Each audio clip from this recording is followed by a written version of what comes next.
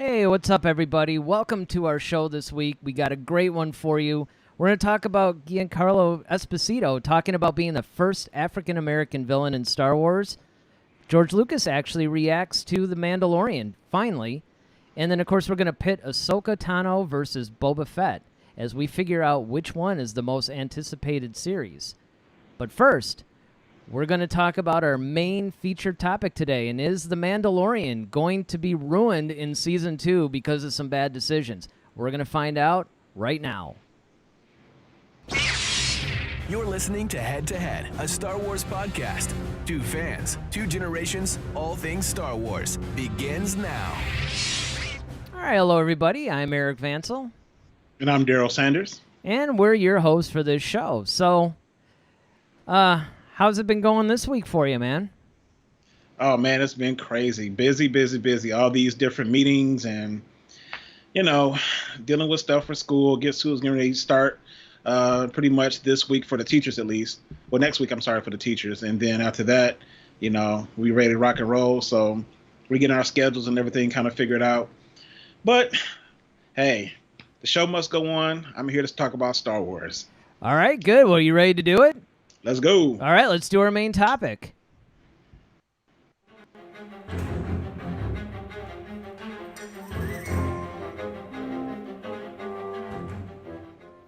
All right, so what do we got first on our main topic? I know you've been dying to talk about this. Yeah, man. So, of course, we're all excited for the anticipated, release of Season 2 of The Mandalorian. We've been waiting for it since last season. It ended on a great note when we saw Moth Gideon wielding the Darksaber. But now there's some talks about is Mandalorian Season 2 a little bit risky with some of their decisions that they're making, because of the fact that they're bringing in a lot of different Star Wars lore that may actually deter or detract a lot of people who are just casual fans of The Mandalorian. A lot of people like The Mandalorian because it doesn't have the Jedi and the Sith. You don't have to follow the whole lore aspect of it. This is kind of its own thing, and it kind of has its own vibe without convoluting with all the Jedi and Sith and the Force and all that to some degree. I mean, of course, you have Baby Yoda. But outside of that, a lot of people are talking about, because you have Ahsoka Tano coming in, because you have Boba Fett returning, and because you have a lot of different things that might be coming up as far, especially the Darksaber. That was a cool thing for us as hardcore Star Wars fans, but to the casual person who has no idea what the Darksaber is about, now we're starting to get into some things that may leave those people kind of behind. So my question is, do you think these are good things, or we should actually keep pushing Star Wars lore in The Mandalorian, or should we actually kind of not even revamp, but kind of just keep things plain and simple and kind of tell a brand new story without bringing in the Jedi and things from other series? Well, it's actually a really difficult thing to say, because on one hand, those are the things that we love. We love the whole Mandalorian aspect of, like, the lore and, the Jedi and stuff like that from the original trilogy I'm talking about, and Rebels and Clone Wars and stuff like that, because they did really mix it up a lot with the Jedi and everything. So when everybody talks about the Jedi and the lore, it's not a situation that's, I guess, what would be the best way to put it? It's not like mutually exclusive from, the whole Mandalorian storyline. But when you actually look at it from another point of view, right, you do have a situation where people love The Mandalorian because it's a very simple storyline. It's a little bit more of a Western. It's a little bit, I want to say, like, kind of an adventure, more of like an action adventure. It's not really to do with the whole Jedi versus Sith, Force using, the whole philosophy of the Force and all that. Because like last week, that's one of the things that we were talking about, was the whole dyad and the Force and how that goes. This time, they actually created a show that really stands on its own. It stands on its own story-wise, and it stands on its own as far as they introduce a wealth of characters that are all very interesting, and a lot of people forget that. A lot of people forget the fact that they've introduced these really cool characters that, quite frankly, are just as cool as anything that we've seen in like the original trilogy or whatever. And they're not force wielders, they're not lightsaber duelists or anything like that. I mean, they're just really cool characters, and that shows you that you can actually do this and not have all that stuff in it. Well, yeah, I mean, I think that when you look at Rogue One was a perfect example, and I think that was kind of the template or the prototype, if you will, when you look at a Star Wars series or a Star Wars feature that doesn't have the Jedi or Sith in it. So, and that was highly successful. You just strictly had except for, I guess, if you want to count, the couple of scenes with Vader. I mean, you did have that, but I mean, outside of that, it was pretty much, focused on the war aspect of things. And I thought that was really, really good. But I think when you're talking about The Mandalorian, I mean, it's post Return of the Jedi. So it stands to reason that some things are going to happen, like Boba Fett. Like, okay, you can understand why Boba Fett would be there. Now, you and I have often debated and talked about, like, of course, we're excited to see Ahsoka Tano pop up in this series. However, it does beg the question, like, okay, why bring her in now? Like, unless you have a greater purpose. And then on top of that, now you have to try to introduce her to people who may not know who she is. Because the hardcore fans, we know, okay, Ahsoka Tano, she was the, apprentice to Anakin Skywalker, blah, blah, blah, blah. Because then now, but I mean, they could do it. I mean, like I said, Dave Filoni and Favreau are great storytellers. I think they probably could, you can cover that in one episode, honestly. If you bring in Ahsoka, everybody's going to wonder who she is. She kind of gives her backstory real quick, like, oh, yeah, I saw this species with my former master Yoda when I was the apprentice of Anakin Skywalker back during the Clone Wars. Okay, well, where have you been all this time? Oh, well, I've been hiding because I was exiled. Okay, boom, now you've explained it. Yeah, it takes only like a few minutes to do. So I think if you do that, people would understand that. But then I think, if you're bringing in too much stuff, I think it detracts away from The Mandalorian. So I do understand that, is that people are watching this show because he's the focal character, or he's the character of focus. And even, bringing Baby Yoda in, as cool as he is, that's kind of stolen the thunder a little bit. It's added to it, but at the same time, it's kind of taking some attention off The Mandalorian because everybody's like, ooh, Baby Yoda. I want to watch this now because of Baby Yoda. So I think we really just have to, they really have to just balance, everything, much like the Force. You have to balance everything the right way. I think you just need to give us a little bit of everything in its right proportions in order for this to work. Well, and that's it. It's a storytelling thing. That's what I think a lot of people miss out on when the question comes up, oh, is this going to ruin the show? Is that going to ruin the show? Or, what happens if they bring stuff like that in? I mean, I will admit that when I first found out some of this stuff, I was initially excited.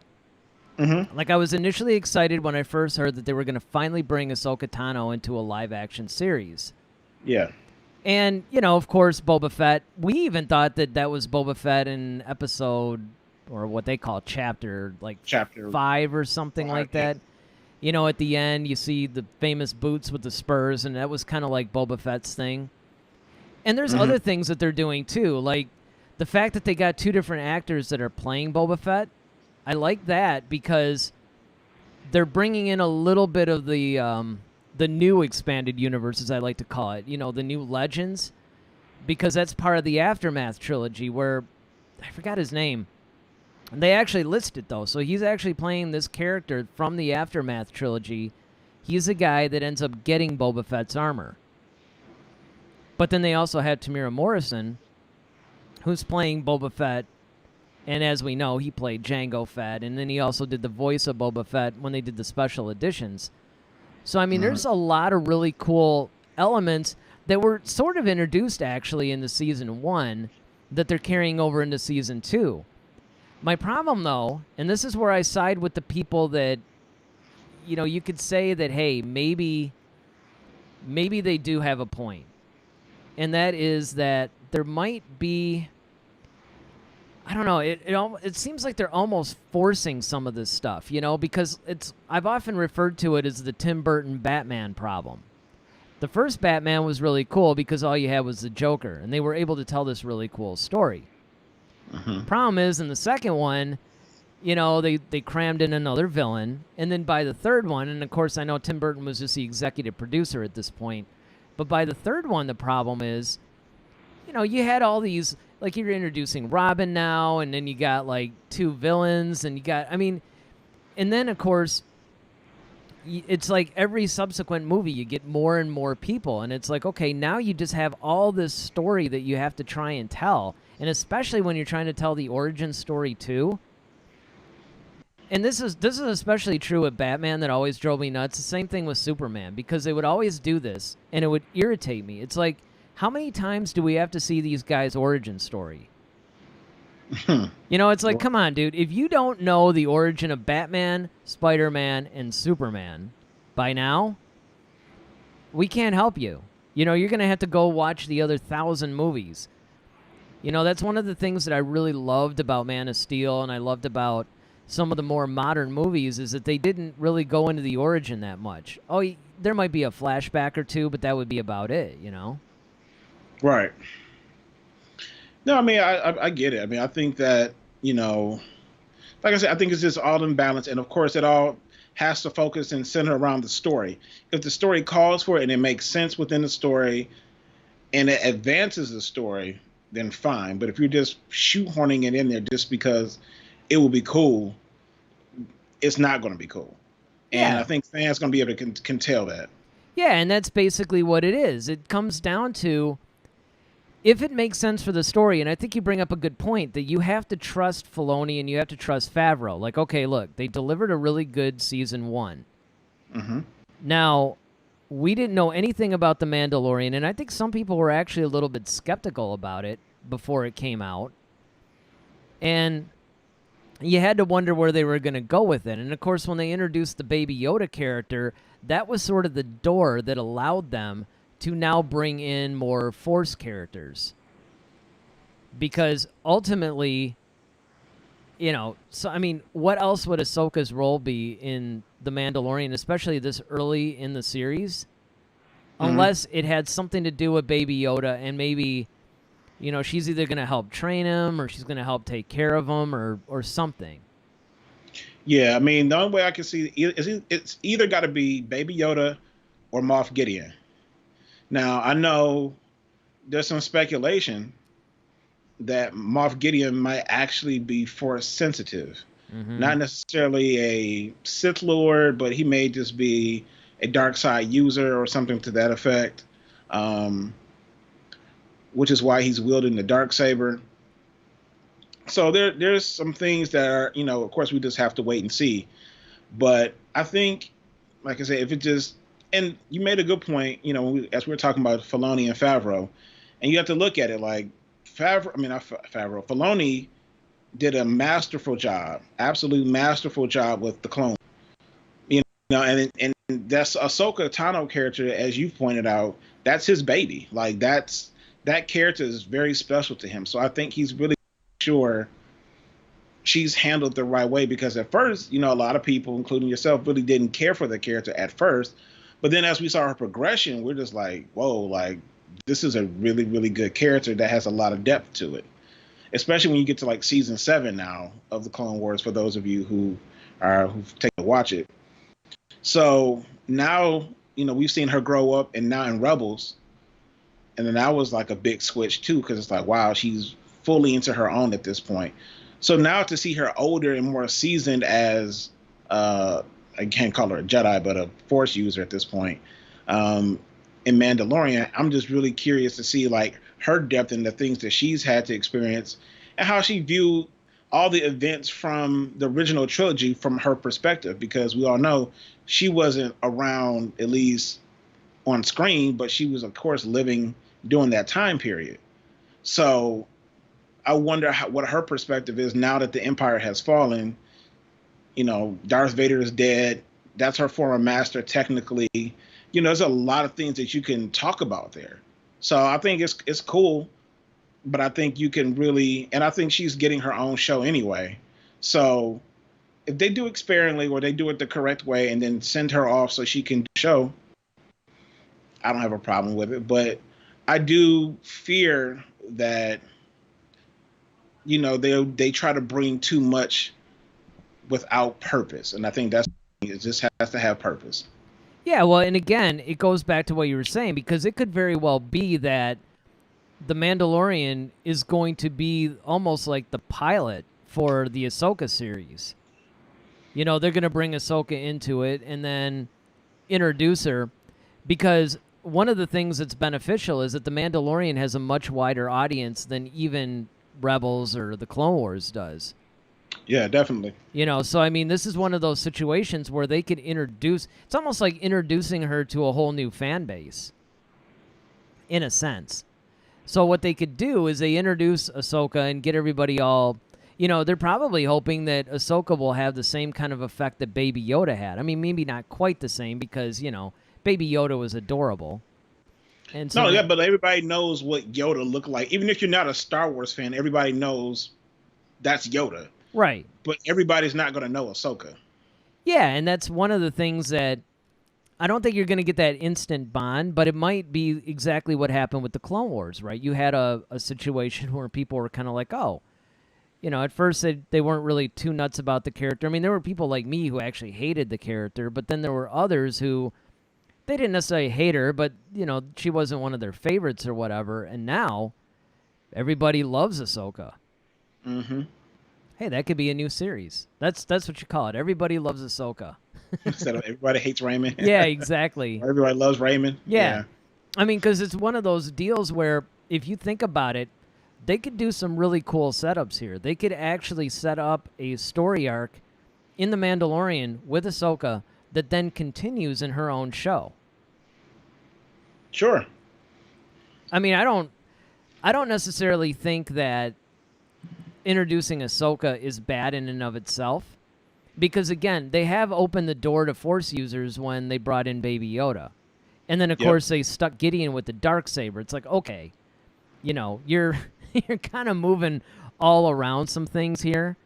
So plus it's Star Wars. I mean, like, that's something, like, it's Star Wars.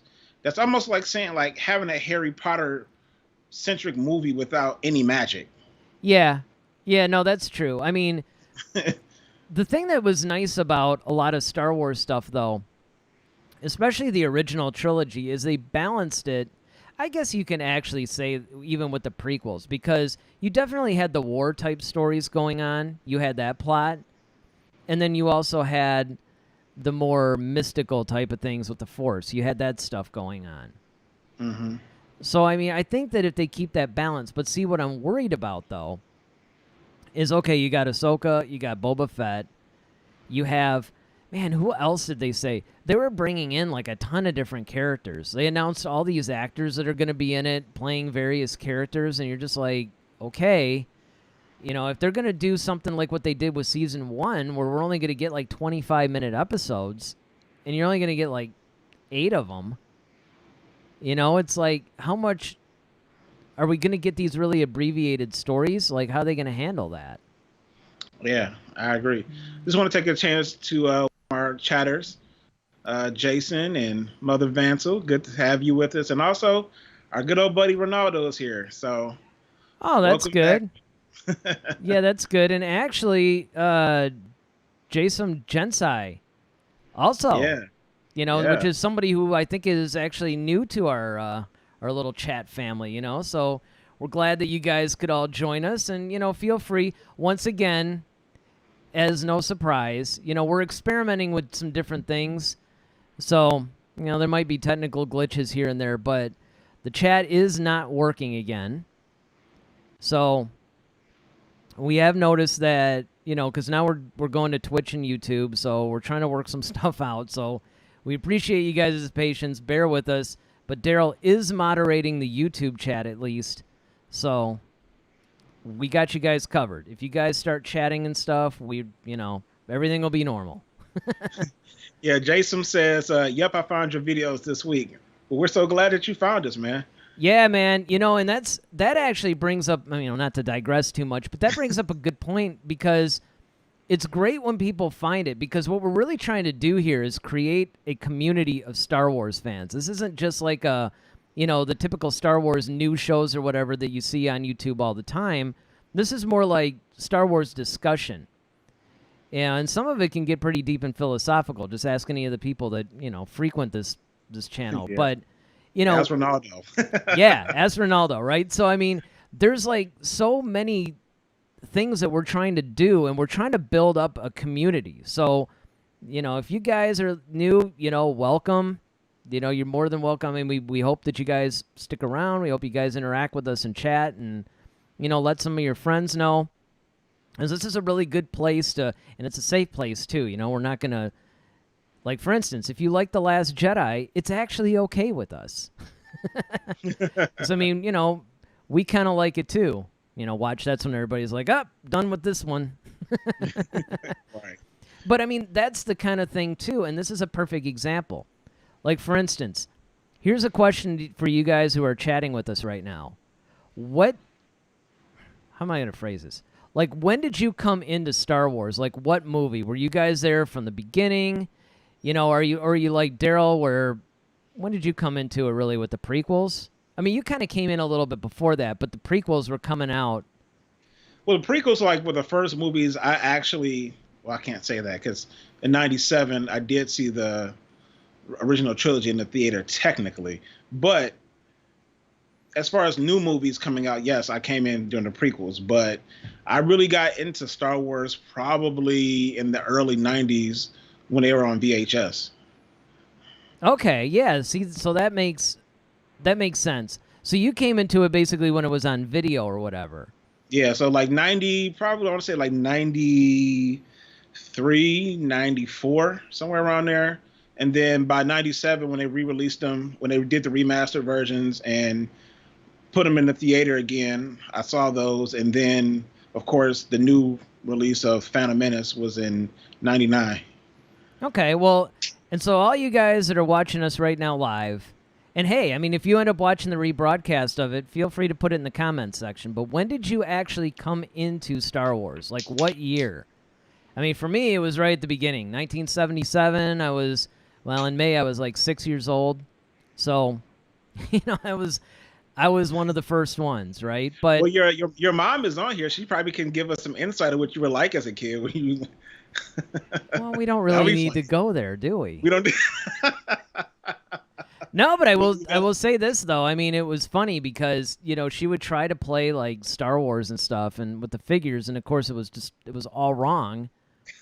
And I wasn't one of those guys that needed to act out the movie and all that stuff. I hated that, actually. When kids, I would go play with other kids or whatever, and we would bring all of our Star Wars figures together, and they would, they'd want to like recreate scenes from the movies and stuff. And I'm like, okay, first of all, not to go on another rant here. We'll get back to the Mandalorian in a second, but first of all, it's like you can never have enough stormtroopers to do it. Right? Like, every single time that you ran across, like, for me, I had a stormtrooper figure, I had a biker scout, I had a snow trooper, I had, like, one of each one of them. But it wasn't like, it was so funny because you would see on the commercials, like, there'd be these kids that have just, like, legions, legions of stormtroopers and stuff. And I'm like, oh, come on, dude. No parent is buying their kid. And if you're going to buy the figures, you're not going to buy, like, 10 stormtroopers. You're going to want some of the other guys. So, I was never one of those guys that like to recreate the scenes from the movie, but, I don't even remember where I was really going with that. But you know what? It was kind of a nice trip down memory lane, though. It really was. It was cool. Well, Ronaldo says, in my case, I grew up with the prequels when I was a kid in the early 2000s, but I also love the original trilogy. Jason says, I don't really remember when I got into Star Wars because I was super young, so it would probably be around 2009. Okay. And then, of course, your mom is like, I came in at the beginning. Yeah. So, I mean, it's one of those things. And once again, this just goes to show just how influential this whole saga is, because people are coming in at different times. And I think one of the reasons behind the whole toxicity of the fan base is that you would get the guys from, say, my generation who were in from the beginning looking down on people that came into it, say, with the sequel trilogy, and look at them as less than. Like, hey, man, I've been here for like 30 years or whatever. Your opinion doesn't matter. And that's the problem when a saga grows to be basically like, over a whole period of years or whatever. You get this tendency to have little divisions in the fan base where for the first 10 or 20 years even, everybody is sort of like coming into it together. And then even the ones that, like me, who were young enough where we saw the original trilogy when it first came out. So for you, Daryl, you come into it around like, say, 91, 92. So that's in between the original trilogy and the prequels. Mm-hmm. So even though you came on board, years after the original trilogy was already out and, it's on video at this point, still, it's kind of like everybody's boarding that train and now everybody is there for the prequels. Mm-hmm. The problem, though, is that as time goes on, all these people who are newcomers and now they have opinions about Star Wars or whatever, it's like now you're starting to get... And the other problem, too, is that it's really hard to please everybody from the whole fan base because everybody likes different aspects of it. And that gets back to this whole Mandalorian discussion where it really comes down to this. Do we really want to bring the Force and Jedi and all that stuff, the lore basically, into the Mandalorian, or do we want to keep it a little bit more pure? Well, I think the best thing is to give it to us. I think it's still a part of the Star Wars universe. And like I said, like even in Rogue One, although you really didn't have much, you still had those couple of scenes with Vader, who kind of reminded everyone, like, yeah, I was still around during this time. Yes, the Force was still prevalent at this period of time. I mean, and you had like Chirrut Imwe talking about like, I'm one with the Force is with me. He kept chanting that like every other line that he had. So it's kind of like, it still kind of put it out there that the Force was still around and people knew about it. It's just that you really didn't see it much because there weren't any, because you had Order 66 at the time. So that made sense. Mandalorian, if you think about the time period, you had Luke Skywalker, who had just defeated the Emperor and Vader.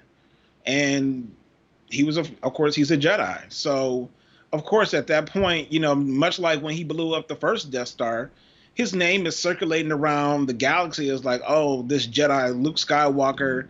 So it's like now you're hearing Jedi again. Mm-hmm. Now you got Moth Gideon chasing down Baby Yoda because they want to experiment on him, basically, because he has Force-like ability. So it's not beyond the realm of possibility that stuff would still be going on or people would still be talking about it because it's fresh to them again.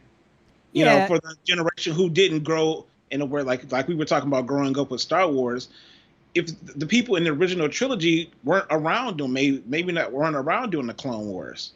Like you had young people who were just born a period of time where the Empire was around, and you didn't hear anything about the Force because Vader was the only Force user that you knew of because you never saw the Emperor.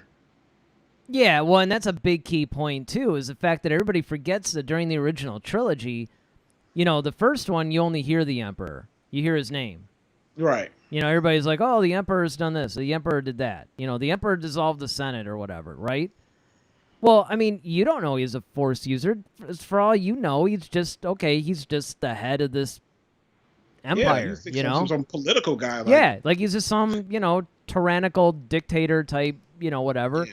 I mean, you figure he must have some power because he's controlling Vader. See, you get a little bit of the puzzle in each subsequent movie because then Empire Strikes Back comes along. And you really didn't even see Vader, really, honestly, unless you were higher up, in the whole political regime, because you had the Empire, that's why you had like the Empire around, because you had the governors, and those kept even Tarkin says like when the regional governors will keep the systems in line, and so people really looked at the government. It's almost kind of like if you looked at our government now, it's almost like if Trump was the emperor and you had Pence, who was like Vader, which honestly that doesn't sound far off, but it's like, okay, well, unless you're directly dealing with those guys, you don't know about the Force and all that type of stuff. Even their own people, because even if you listen to A New Hope, when they had that whole roundtable discussion, and Vader's like, oh, don't be so proud of this technological terror you've constructed. It's, it doesn't really match up to the power of the Force. And he's like, well, don't try to frighten us with that.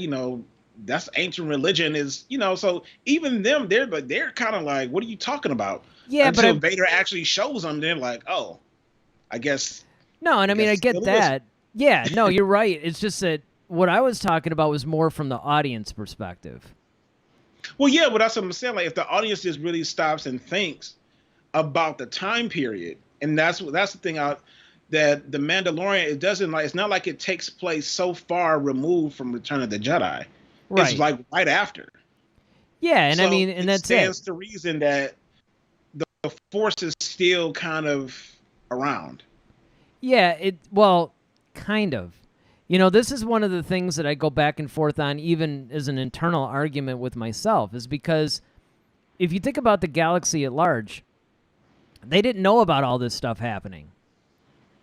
They knew that Luke defeated the Emperor and Vader, but when they first heard of Luke, they just knew that he blew up the Death Star. It wasn't like a Force power. Right, exactly. And then it was like you said, only the higher-ups knew that Vader and Palpatine were actually Force users. Most people didn't. Mm-hmm. They kind of knew that Vader probably was, because he was wielding his lightsaber and choking everybody. And, especially when you get into a lot of the expanded stuff now, like the new canon stuff now, he's pretty much showing off his Force powers like right and left, So people probably they knew him, but they weren't really aware of Palpatine or anything like that. So as far as like a full-blown resurgence of the Force, even by the end of Return of the Jedi, nobody really knew, because all this stuff was happening, basically behind the scenes. Right. So I think it's important to really get into that mindset that the Force, even at the time of The Mandalorian, is still somewhat of a little-known thing. I think it's really funny when you take a look at anything that happens after Return of the Jedi. Well, actually, let's put it this way. Anything that happens after Episode 3 and Order 66 takes place and you see this big drop-off in the Force, it's almost like everybody forgot about it. It's only like 30... This is the thing that blows my mind. 30 years... Or no, it wasn't even that. That was between Return of the Jedi and Force Awakens. Think about this. I don't know if we've ever even talked about this, even on this show, or I don't know, like when we were just talking about it, right? But there was only 19 years that passed between Episode 3 and Episode 4. Okay. Episode 3, there's Jedi like everywhere. Lightsabers are blazing. Everybody knows about the Force. In 19 short years later, everybody acts like they never heard of it. And I've always wondered, and you guys that are chatting, feel free to jump in on this. I always wondered if that was partially Palpatine's doing.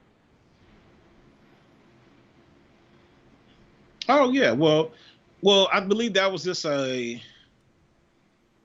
would say a sub-benefit of it, if you will, just simply because, the less Force you have, the less people that can rise up to defeat them. No. What I'm talking about is the fact that people didn't even, like, it's almost like they didn't know it existed. And I sometimes wonder if Palpatine didn't, how he was clouding the light side? It almost makes me wonder if he was doing like some mass memory wipe or something, because I'm sorry, it's impossible for me to buy into the fact that in just 19 years, when you have something so prevalent And then all of a sudden, everybody's acting like they don't even know what the Force is.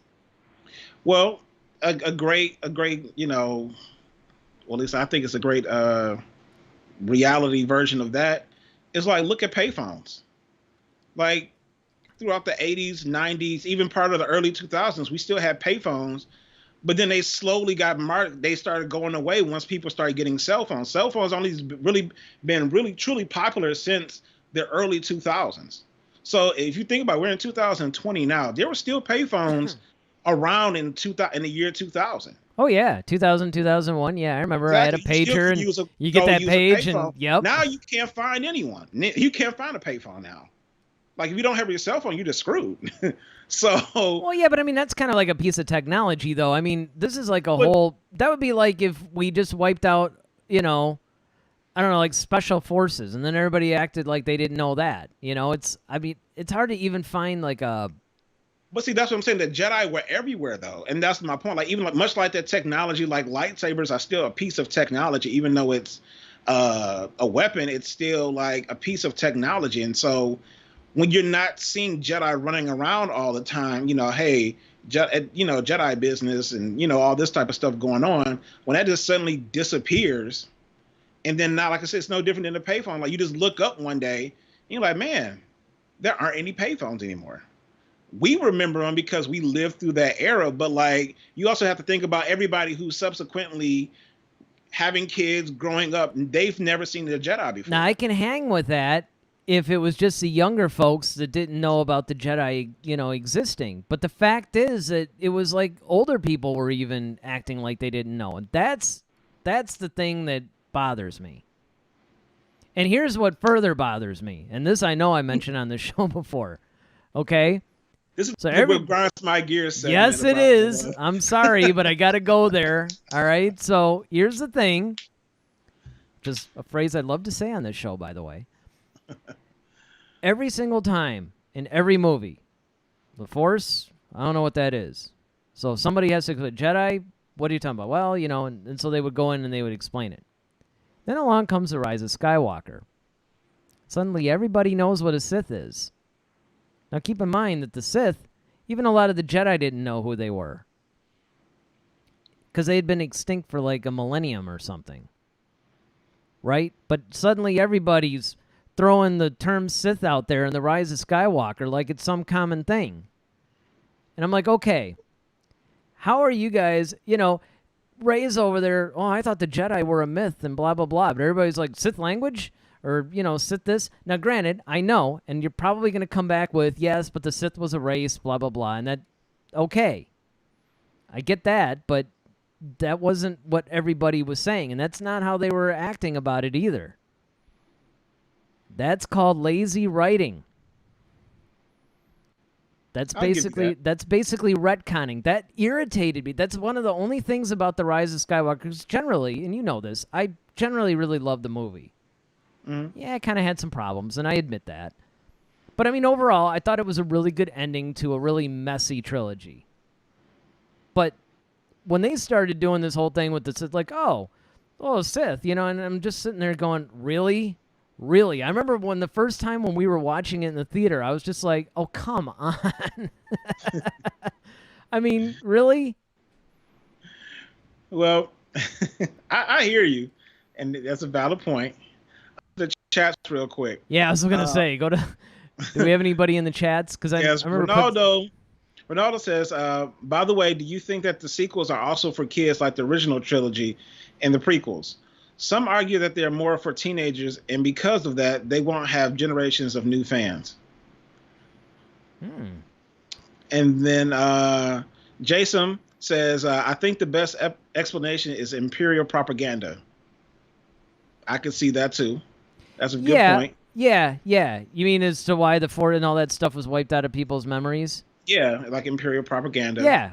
Oh, without question. And that's actually part of what I was talking about, because I think that as an enforcement to that, I think that Palpatine maybe, because the dark side was clouding a lot of stuff, I think maybe he just kind of shot that into the general populace's way too. And then we have a new person, Dank Armin. He says, hello there. Hello. That's kind of a Star Wars name, actually. I know. And then Jason again says, I never thought about that. That's a good point. To your Sith reference. No, yeah. So Well, you got Jason on your side already. hey, just throwing away the Blu-ray copy of Rise of Skywalker now. It's like, He's yeah, I never, tossing it like Luke did his lightsaber. yeah, All right. like, yeah, I never thought about that. Well, selling that tomorrow. But no, I mean, that was about the only thing. And again, I'm not one of these guys that sits there and tries to nitpick an entire movie, but that one really stuck out to me. As far as Ronaldo's point, though, his question was, do I think they're still for kids, or because they're made more for teenagers, would they have a lasting impact? I think what they were trying to do wasn't make it for kids. I don't think they were even... I think they were trying to make it for Star Wars fans. And I think that was their mistake. Yeah. Because if you think back to when Lucas was making both trilogies, no matter what you think of the prequel trilogy, he was making it specifically for kids, and he was making it pretty much for himself, but pretty much like a general audience. He wasn't thinking in terms of Star Wars fans. Yeah, he would throw a bone here and there, right? He would bring in a character like Quinlan Vos from the expanded universe, or, of course, then he would do some things like completely take the expanded universe's background on Boba Fett and just, like, toss it out the window. Like, nope, just kidding. Here's how it really happened. But for the most part, he would maybe do a few things for the hardcore fans here and there. But for the most part, he wasn't making Star Wars movies for Star Wars fans.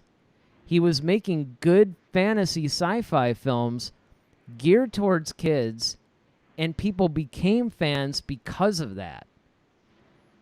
Generation after generation. And I think that is what people are missing, and I think that's what Kathleen Kennedy and the Disney people are missing. They're trying to make these movies for Star Wars fans, and they're messing it up, partially because, one, as we always say, the planning, or lack thereof.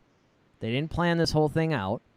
But the second reason is because at this point, when you have like over 40, 50 years or something of and generations of fans that have all come up during different times, like what we were talking about earlier, you know, you're not gonna be able to please everybody.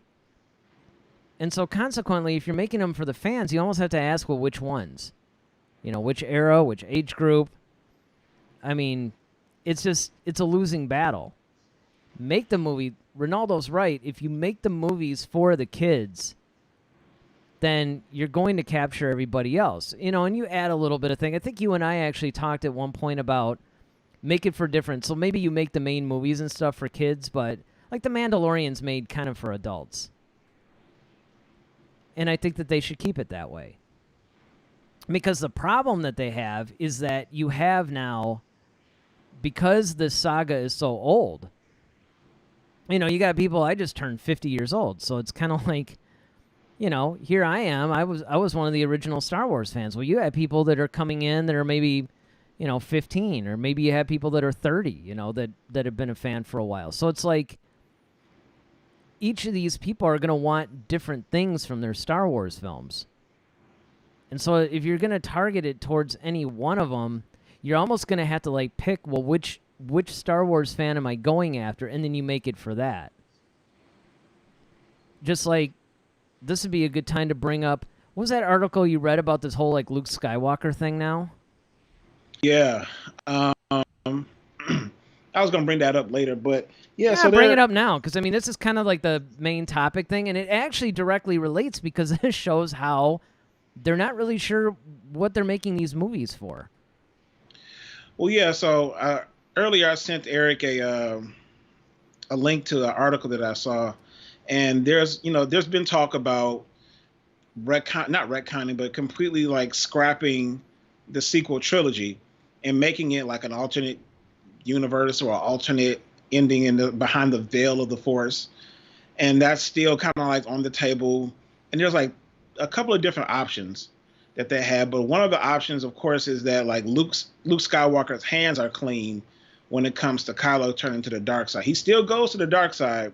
However, Luke doesn't play a part in that. And then there's this whole thing where they actually want to have a Luke Skywalker standalone movie where Mark Hamill is going to be de-aged with CG because he did just renew his contract with Lucasfilm and Star Wars. I mean, and Disney to appear as Luke Skywalker in various things, whether it's a video game or maybe some film or something like that, or the series. So there's a lot of different things, and of course, a lot of people have been divided, especially by The Last Jedi. Everybody thought like Force Awakens was a good movie, but it was too much like A New Hope. But then The Last Jedi completely like divided, the Star Wars fan base. And then with Rise of Skywalker, it was J.J. Abrams' attempt to try to bring everybody back and kind of try to tie everything in. But of course, a lot of fans weren't happy with the story of Luke. And of course, Luke being like everyone's favorite hero, it kind of like left a bad taste in a lot of people's mouths. And a lot of people really wanted to see Luke kind of be Luke. And they didn't get a chance to get that. So I think now people are clamoring for a standalone Luke Skywalker movie. Now, where that takes place, either it's going to be like right after The Last Jedi, where you kind of get that. For those of you who've seen Rise of Skywalker, which I hope you have by now. Oh, yeah. Otherwise, let me do a retroactive spoiler alert. Yeah, right. So that scene where you saw Luke training Leia, and that was like, a computer-generated version of Mark Hamill. You could do something like that if you're going to go back that young, or maybe you could make it a little bit older, like how they did in The Last Jedi, where he didn't have so much gray. His hair wasn't as long. Like when he did the force projection version of himself, that would probably where they might start that look of Luke, I guess, if you will. So just depending on the timeline. But yeah, like a lot of people, of course, are just kind of in the wind with Star Wars, which is why like the Mandalorian, that's why everybody's freaking out about the Mandalorian, because they had a great first season and they don't want it to be marred by a bunch of boneheaded decisions over at Lucasfilm. And now people are like, okay, well, I don't even want to watch this now because they're screwing up something that was already good. I liked where it was going, and then now they're adding all this extra stuff in here that we don't need or we don't want. So I don't know, but there's been petitions. There's actually been like fans have been writing petitions, and I've kind of researched this. This has been going on since maybe 2016 about a Luke Skywalker standalone movie. Like people are really want this, and so it could possibly happen. Yeah, I mean, well, and we've said this too, for a lot of these rumors and things that have been floating around. I mean, the fact of the matter is, this stuff keeps coming up. I mean, there's got to be something going on because things are constantly happening. So I just can't imagine that something isn't happening behind the scenes with this stuff because this keeps coming up all the time. And the other thing is that Disney's doing nothing to deny it. Now, of course, that could be just as something as simple as like, we don't even want to, give any kind of credence to this rumor at all. We don't even want to address it. True. But they have addressed rumors that were lesser rumors than this. True.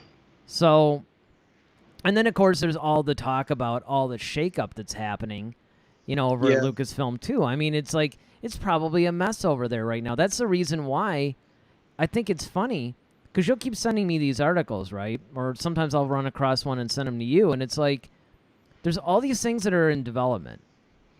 Mm-hmm. I mean, every 5 minutes you're getting some new show or some new movie or something is in development. Now, granted, there's got to be something going on because we do have 3 films that are pretty much on the schedule. Now, they've been pushed back a year due to the whole COVID thing, but so now they're like 23, 25, and 27 or something. So, but still, I mean, there's 3 movies that are on the schedule. Now, I'm not saying that they're really all ready to go yet, but I mean, they got to at least know what the movies are, right? I mean, it's not like they're going, yeah, we got this one in 27, we'll figure it out in 25. I mean, they know what they're going to be releasing. But the thing is, I think they're still trying to come up with a game plan.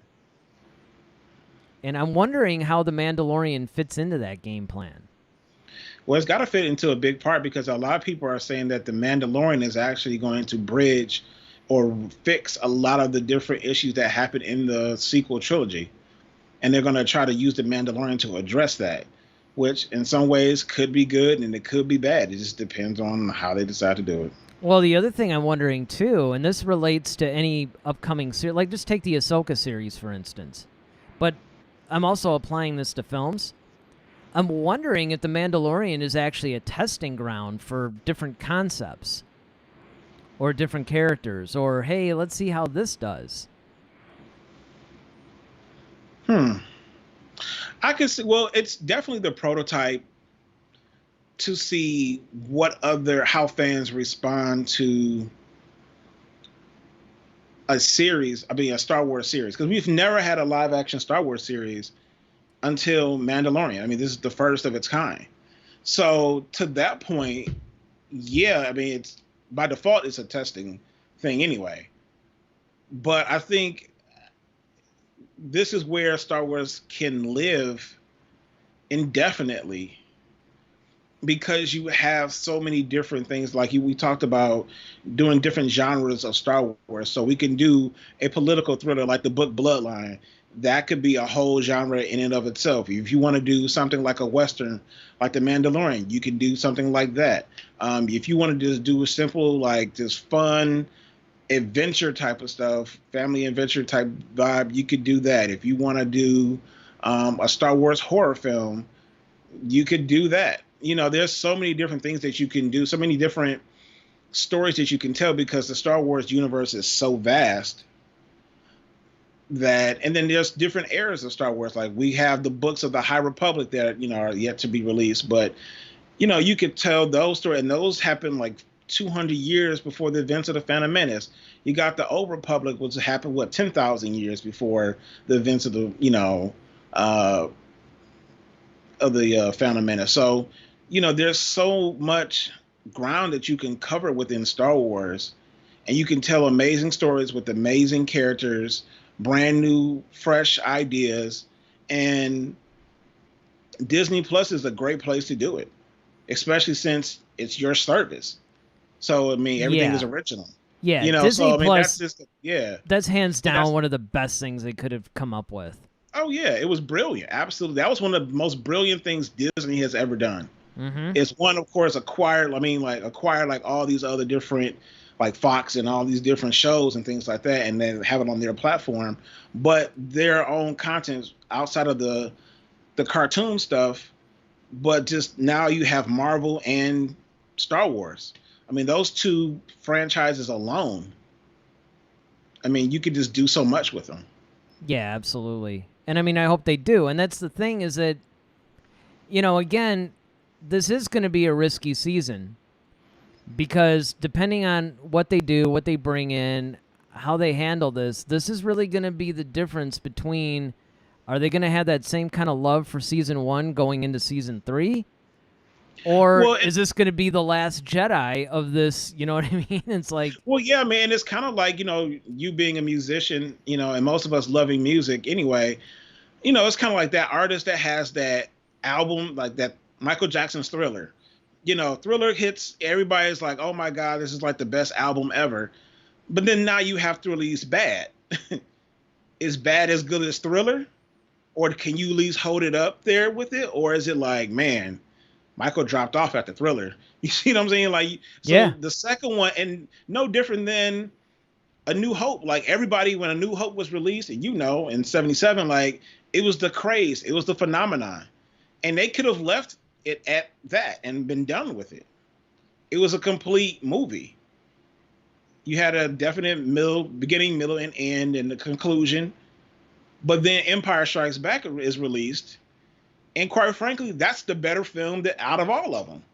Yeah, even out of the prequels and sequels, it still beats everything else. And that's it. I mean, the funny thing about it was that everybody was. I mean, the anticipation for that movie was off the charts. Yeah. And in fact, I don't think there was anything that was as anticipated as that, because that was the second one. I mean, it was like you had this whole big phenomenon with A New Hope, and it's like, well, how do you follow this up? I mean, and Right. of course you're getting bigger and bigger, and when it paid off and it actually delivered the way it did, I mean, that movie is what cemented Star Wars in the consciousness Absolutely. forever. Absolutely. Even if And Return of the Jedi had tanked, it wouldn't have mattered. Yeah, and that's the thing though. It's like, so, and everybody says, your sequel, that's the make or break, because it's like, if you have a great number one album, the one that comes out, that's the hardest one to make. Yep. Because the first one you're not even thinking about. The first one you're just making music and you're in the love of it, and you're really trying to like just get it out there, and you just hope that it's received well. And then when it blows up, it's like that happy surprise. Well, part of it now, is when you got that second album or that second movie that has to follow it, now people are looking for that same energy. Yeah. Or better. Yeah. And it's like that magic sometimes is hard to capture again. Well, and that's it. And I think that it's a better example to do that. Like, if we got to actually use a band or some artist, let's just go with Guns N' Roses. That's the one that hits the top of my mind, because you really have to look at it. If you really want to compare apples to apples here, you got to do debut albums. Michael Jackson was a good example, but it wasn't really a debut album. And yeah, I know Off the Wall technically was his first solo album. Right. But, still, I mean, he'd been around for a while. He'd been established. Guns N' Roses came out of nowhere. Appetite for Destruction was like a ridiculous hit. And it's like, how do you follow that up? And so you have to either try to give them more of the same and hope that it's not just sort of a watered-down version, or you give them something a little bit bigger and a little bit different. And that's what they had to do with Star Wars, is that they had to do something. They had to go to the next level, basically. But that doesn't necessarily mean it would have been well received, because, again, it's story, story, story. Story is the king of all. Yes. So, I mean, and that really is where I think that we end up leaving this particular segment, because the story is really what's going to determine it. I mean, we could sit here and say, like, oh, yeah, you know what, they're bringing in too many characters, and, this is risking everything and whatever. But you know what? At the end of the day, you have to trust that these guys have come up with a really good, compelling story. Because remember, we're looking at all the pieces, but we're not looking at the actual story.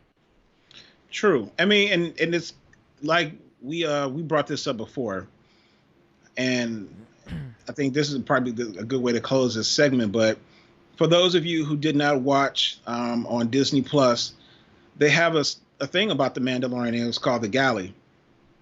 And they really kind of sat down with the different directors, and they all talked about their input as far as making the Mandalorian, as far as the technology that went into it, the story. But there was one particular, I can't remember which episode it was, but there was that one episode that, they talked to Dave Filoni, and he gave this really beautiful explanation, because he sat at the foot of George Lucas. He understands Star Wars. Like, Filoni understands. Man, after that speech, I just wanted to give him the franchise. Yeah, exactly. You just want to give him the keys, like, just have at here. it. You are now the head of Star Wars. Exactly. because you hear from the guy, and it makes perfect sense. And you hear how he's saying, it's not about the TIE fighters. It's not about the lightsabers. That's all the dressing that kind of goes with but the essence of what Star Wars is. And when he explained it, it's like, yes, freaking yes. Like, this is it. And if they keep that mindset, I think we'll be fine. I do too. They have to just, and of course they have to put in more Jar Jar, right? Well, hey, I'm actually representing. I see. I know. I see you got the shirt on today. That's what I'm just like. Yeah. I got the Jar Jar shirt on. I decided, you know what? I found this. I think it was a gift from my mom, honestly, around the time the Phantom Menace came out, and I remember looking at it, just going, like, what part of you thought that I would, number one, even want a Jar Jar shirt when I have expressed my dissatisfaction with the Jar Jar character? But more importantly, am I really going to wear this out anywhere? Probably not. But I happened to be going through some old clothes like a month or two ago. I'm like, you know what? We're doing a Star Wars show now. It's a Star Wars shirt. I'm wearing the thing. Yep. So, I mean, I think with that, we can go into Duel of the Fates. What do you say? Hey, let's go. All right, let's do it.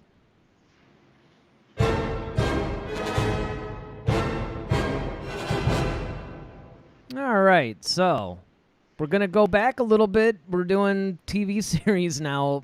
So this seems to be the theme of the show, actually. So what do we got? All right, so this week on Duel of the Fates, who's the more anticipated character that you want to see in The Mandalorian? Ahsoka Tano or Boba Fett? So are we talking about The Mandalorian, or are we talking about like their own series? The Mandalorian. Okay. So if it's The Mandalorian, oh man, it's still tough. So if we're going to say let's do both, because I actually think that this is a good thing, because I was, when you introduced this whole thing, I was like, I could see going both ways on this, because we know that Disney Plus is like the Oprah now of Star Wars. You get a series and you get a series, right? Like every character, Snaggletooth gets a series now, and like every obscure character in Star Wars ever now gets their own series. But what I'm thinking is, if it's a series like a standalone, it's going to be tough. That's going to be tough, because I can go both ways. But as far as The Mandalorian goes,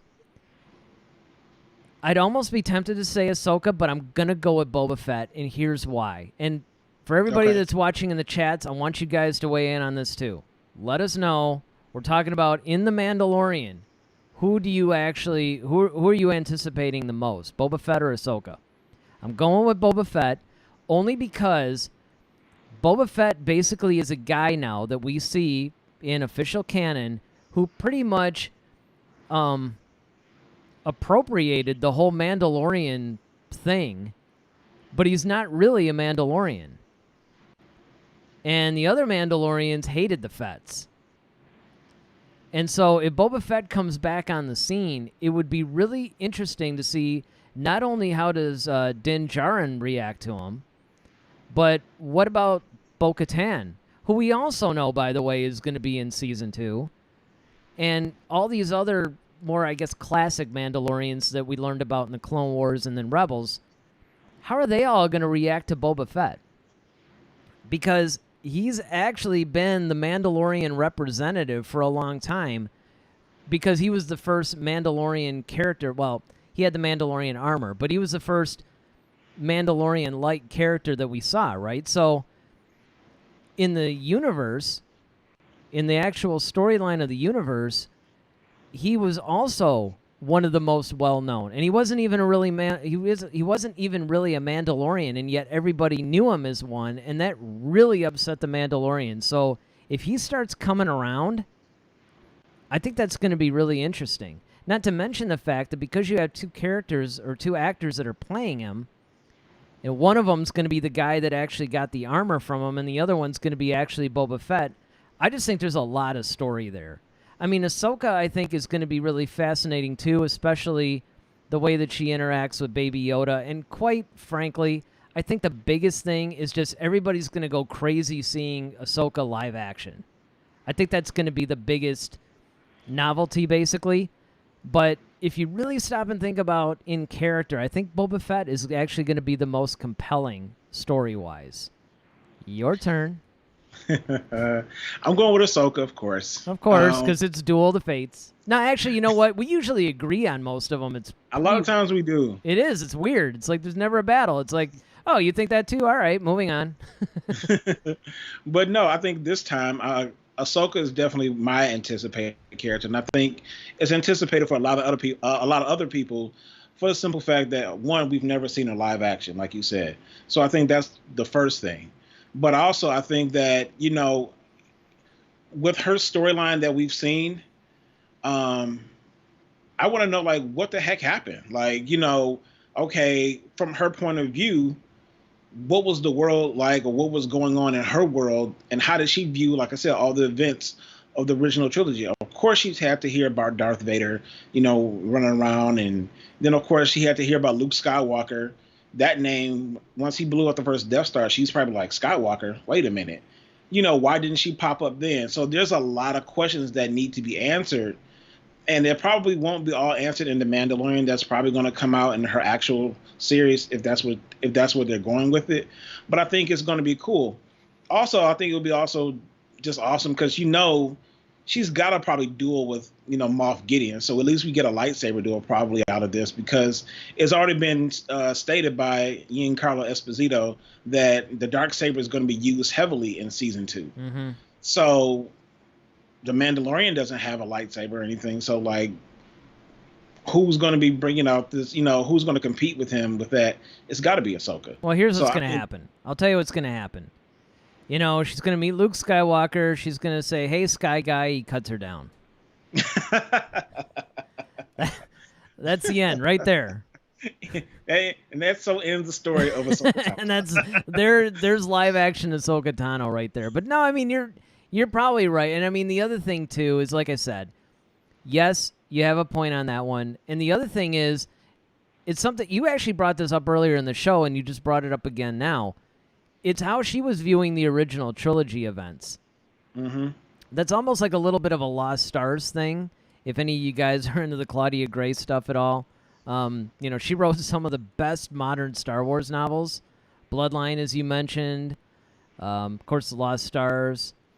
Yeah, I'm blanking. She did a couple more. I mean, they're just phenomenal books. She's probably like the best writer that there is for Star Wars right now. But yeah, I mean, I think that if you look at the events of the original, because don't forget, she actually dueled Darth Vader at the end of Rebels. Mm-hmm.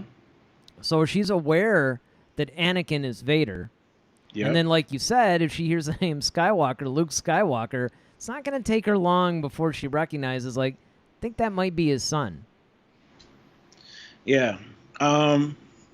Jason says, honestly, I really don't like Boba that much, so I would rather see Ahsoka. Fair enough. And Ronaldo says, Ahsoka without a doubt. I never thought we would see Ahsoka in a live-action series. Wow, man, this is a real duel of the fates. I'm not only taking you on, I'm taking all the people chatting. Then I'm going to read the comments, and it's all going to be Ahsoka. Hey, I get arm it. yourself. I mean, I get it. I mean, and then, like I said, I'd be tempted to say Ahsoka because I've really come to love the character, and to see Ahsoka finally in live action is just a really cool thing to me. Well, the other thing is, to your point, to help you out, with Boba, like, I think we would love to see how did he make it out to Sarlacc pit. Well, that's a big one. That's a big one. I'm surprised you didn't go with that one out the gate, because that's really the big one. Is like, okay, even before he gets to the Mandalorian or Din Djarin, you know what I'm saying? Like, how did you even get out of the Sarlacc pit in the first place? Well, I mean, and here's why I didn't go there right away. I didn't go there right away because, number one, until they somewhat nullified it in canon, they explained it. I mean, they had actually explained it in an expanded universe novel, and everybody sort of took that as canon until they said, nope, doesn't count. Disney reset everything. And they never really canonized it, other than they hinted toward the fact that Boba Fett had survived, but they never told you how. Right. But that's something that they could cover in a book or anything like that. I mean, yes, it is going to be cool, and don't get me wrong. I'm really excited to hear how he escaped it. But I don't think it would really surprise anybody. See, to me, it's the other story elements that are more compelling. It's the fact that here's a guy who totally appropriated the whole Mandalorian thing, and now he's coming back, and he's going to make... Because don't forget, the Mandalorians aren't as open as they used to be, because the Empire basically oppressed them, and so they've had to somewhat go underground.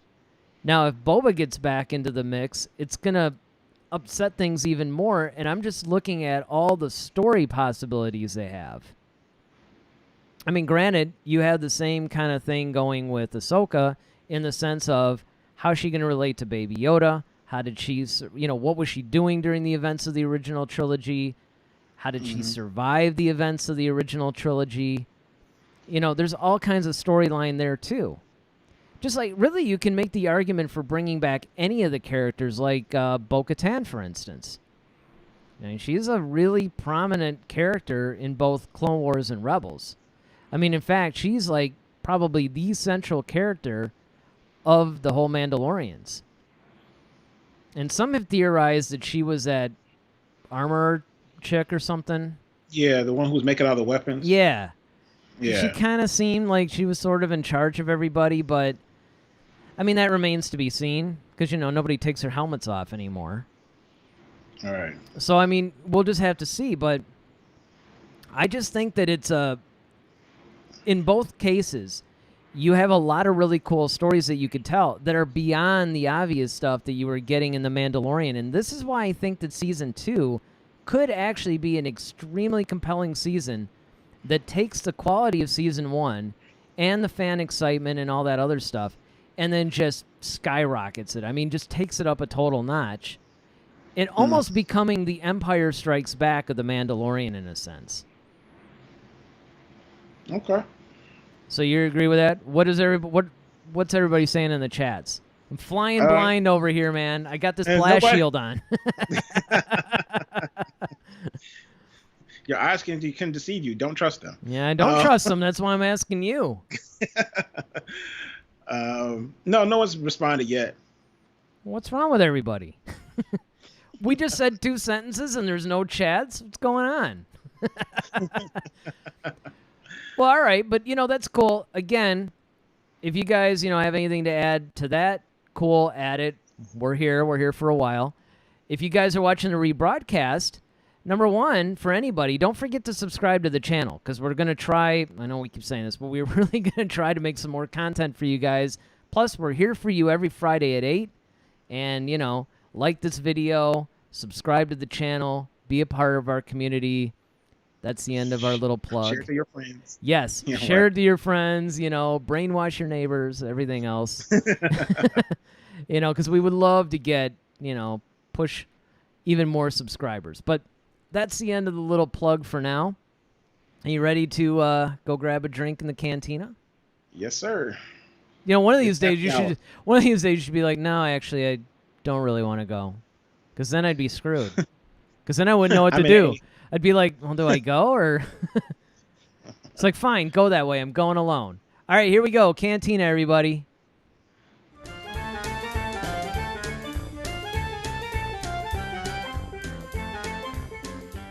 All right, so here we are in the cantina. Now, for anybody that doesn't know, this is where we just basically talk about, a bunch of different stuff, right? So we had our main topic that we talked about at the top of the show. Then we do the little Duel of the Fates segment, which is kind of like, that's where the head-to-head part comes from. We debate something.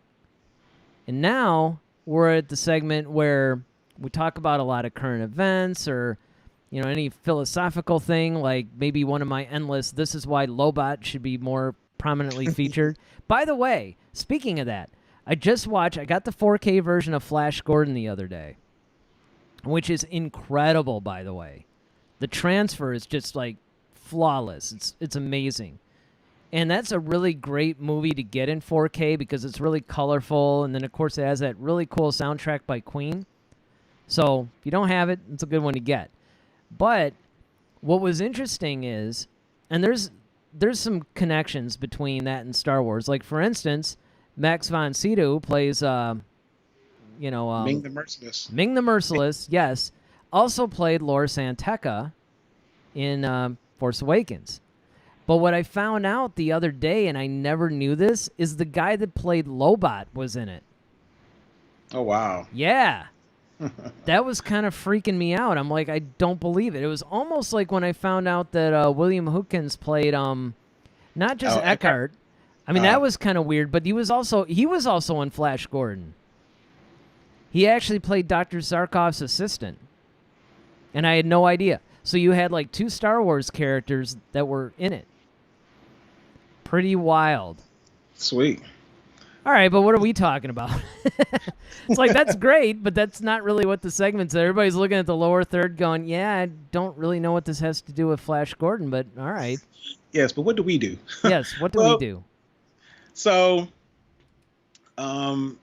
Giancarlo Esposito has been playing Moth Gideon in The Mandalorian, but one of the biggest things about that is that he's the first African American actor to actually play a villain in the Star Wars universe. Well, I mean, aside from the voice of Darth Vader being, James Earl Jones, of course, but I mean, the actual actor isn't African American, just the voice of Vader. But the voice is pretty much, I mean, the voice makes Vader. Wasn't even going to go there.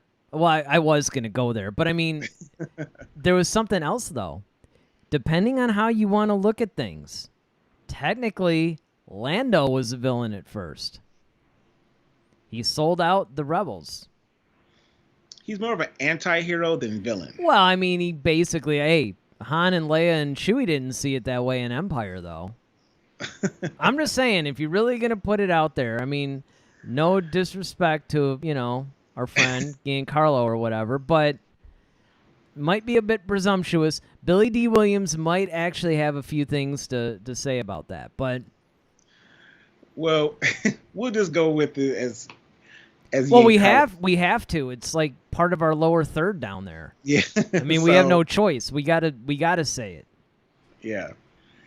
But so someone asked about him, and this is kind of what he had to say.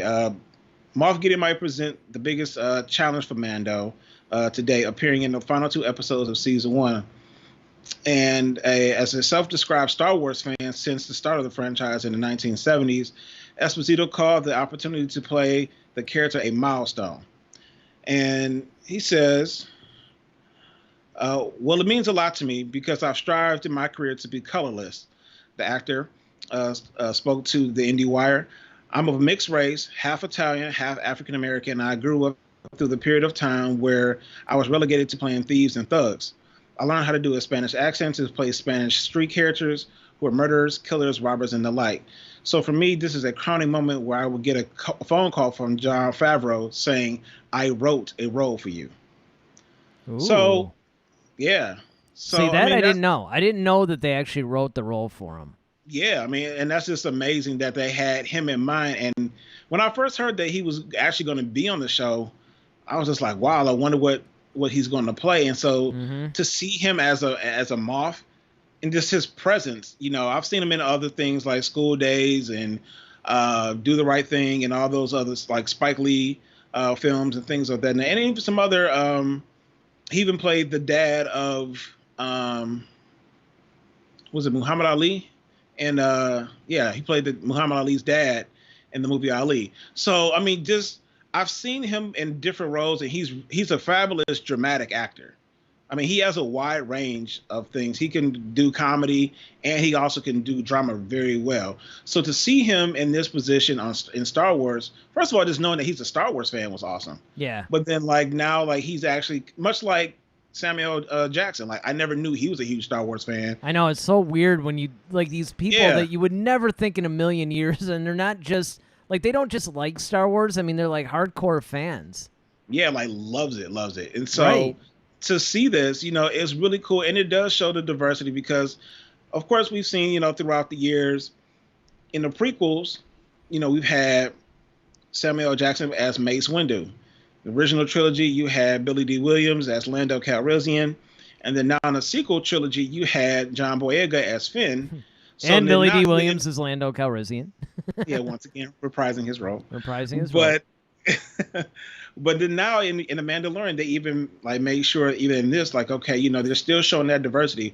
You're seeing stronger women characters now. You're starting to see people of Asian descent with Chirrut Imwe, and Rogue One. You're seeing a Middle Eastern actor in Rogue One as well, as long as a Latino with Diego Luna.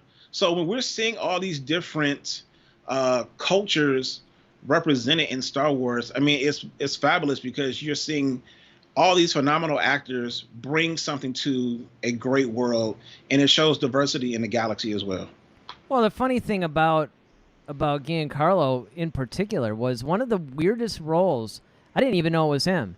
He actually played a street thug in Desperately Seeking Susan, where he was trying to Rosanna Arquette's character was walking down the street and he was trying to sell her something, having her try on these earrings or something like that. And you would never, like, if I showed you the scene, you would never know it was him. Wow. But I have to say, well, go ahead. I'm just saying that just, like I said, he's just a fabulous actor. I mean, he is. I mean, he's got a. He has a wide range. That yes. A lot of people. He's kind of like one of those guys like you really don't pay attention to like that. But if you really go back and watch his roles, I mean, he brings a lot of depth and energy to his characters. Oh, totally. And I mean, the thing I got to say, I absolutely love the character of Moth Gideon. Oh yeah. I mean, when he showed up, man, I was just like, oh, here we go. He's like, he kind of has that Count Dooku type of regality to him. Yeah. You know? He has that Dooku and a Tarkin kind of vibe, too. Yeah. And I mean, the thing is that he's different from any other Moff that we've ever seen. And, of course, once he busted out with the Darksaber, we know there's a little bit more going on with him now. But I just think it was an absolute stroke of genius to introduce him. Because for a long time, we thought it was going to be Werner Herzog who was going to be like the main bad guy. That was the way it looked in the trailers. Yeah. And then when they offed him, it's like, whoa. And then, Gideon comes, so you're like, okay, who's this guy now? Mm-hmm. And so, once again, that was really good misdirection on their part, through the trailers and stuff. Like, okay, they're throwing us off the track a little bit. And they end up introducing what I think is a fantastic character. I mean, I can't wait to see what he does because that they were just warming up with this guy in season 1. Mm-hmm. That season 2. You only got him in the last 2 episodes too, so yeah. Yeah, exactly. And look at what an impression he made. It's like you almost forget what the show was like before he was in it. So I mean, I personally just can't wait to see this guy just wreck all kinds of havoc and just to see what he does. And this is the other interesting thing too. They're bringing in Boba Fett. It's like, how are all these characters going to interact with each other? That's what I'm really curious about. What about you guys in the chat? You guys, anything happening in there? You guys have any opinions? Definitely. Let's see. Ronaldo says, I think it's great. Some people just think that this kind of representation is just politics, but it's more important to the Star Wars. It's more important that Star Wars represents its audience. I agree. Yeah, absolutely. Jason says, I love how serious and to the point he is. He basically tells Amanda, give me what I want or I'll kill you. And this is how I'm going to do it. It's very scary to the characters. The acting is great. See, and then Ronaldo said maybe he was an Inquisitor. Ooh, that would have been cool. I didn't think about that, but that would be cool. No, I didn't think about that either. And in fact, that would actually explain how he could get a hold of the Darksaber and really know how to use it. Never thought about the Inquisitor angle. It would be a slightly interesting career path, though, to go from Inquisitor to Moff. But it would stand to reason, though, if any of the Inquisitors survived that time period that they were in, that, why not? See, that's why I'm really curious about his backstory, too, because if you take a guy like Count Dooku, he actually was a count of Serrano, So, I mean, there's a little bit of a... blood, yeah, exactly. So, I mean, he didn't know that, of course, until later. We find that out in that book. By the way, I got to do the check. How are you doing in Queen's Peril? Don't even ask. That bad, huh? See, that's what you should have said. Same as right, always. Same as always.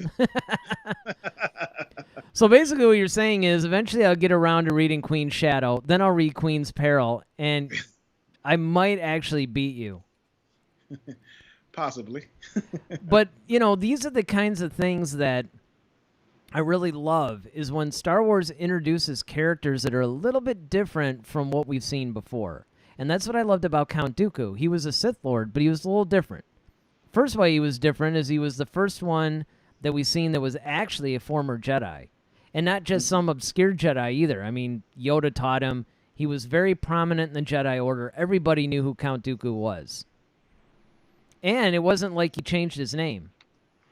I mean, he did take on the Darth Tyrannus Sith name, but he still went by Count Dooku, though, which I also thought was a little interesting because other than Palpatine, I don't really recall any other Sith Lords that kept their original former names.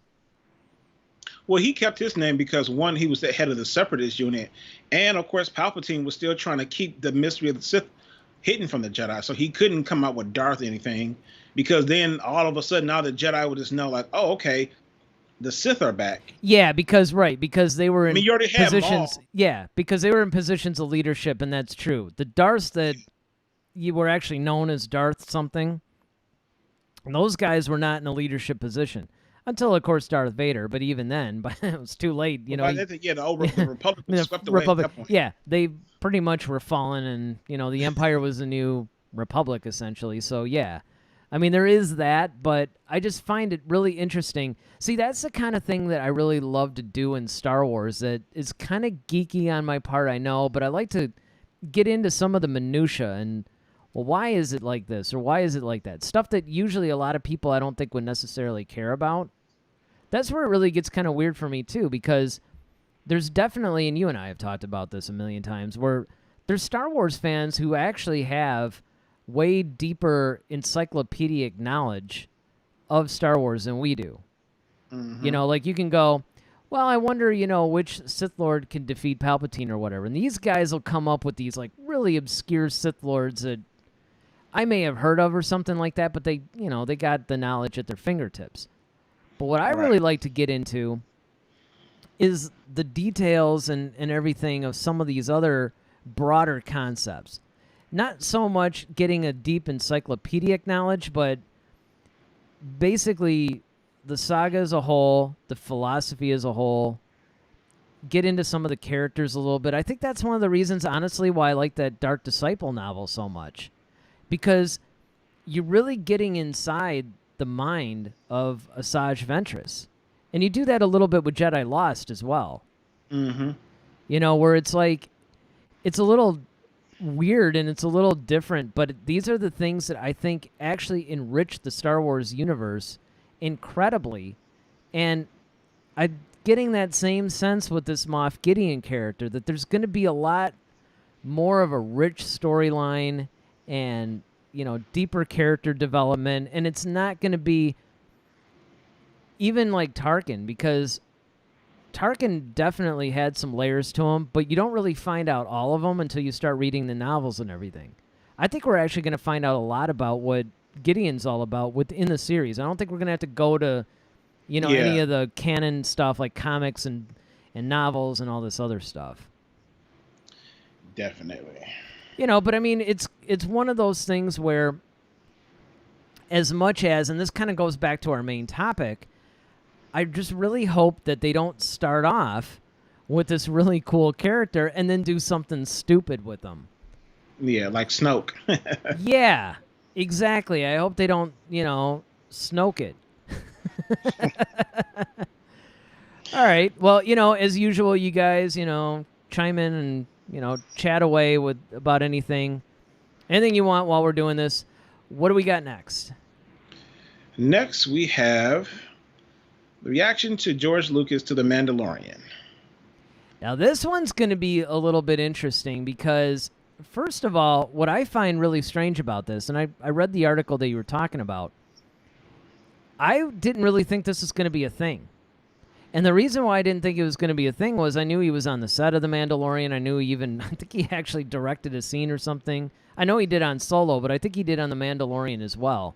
And I think he actually helped along. He gave a bunch of information about Yoda's species so they can do some stuff with Baby Yoda.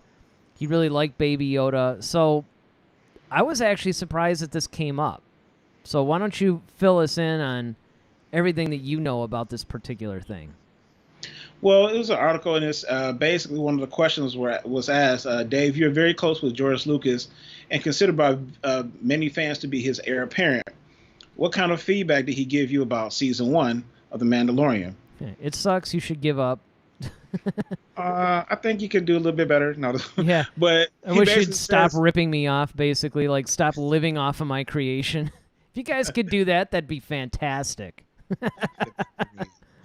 No, but he says, not a tremendous amount. We talk about other stuff. When I talk with him, I like to get more knowledge. He gives me some reminders, especially before I shoot something, and about how many setups I should try to get in a day.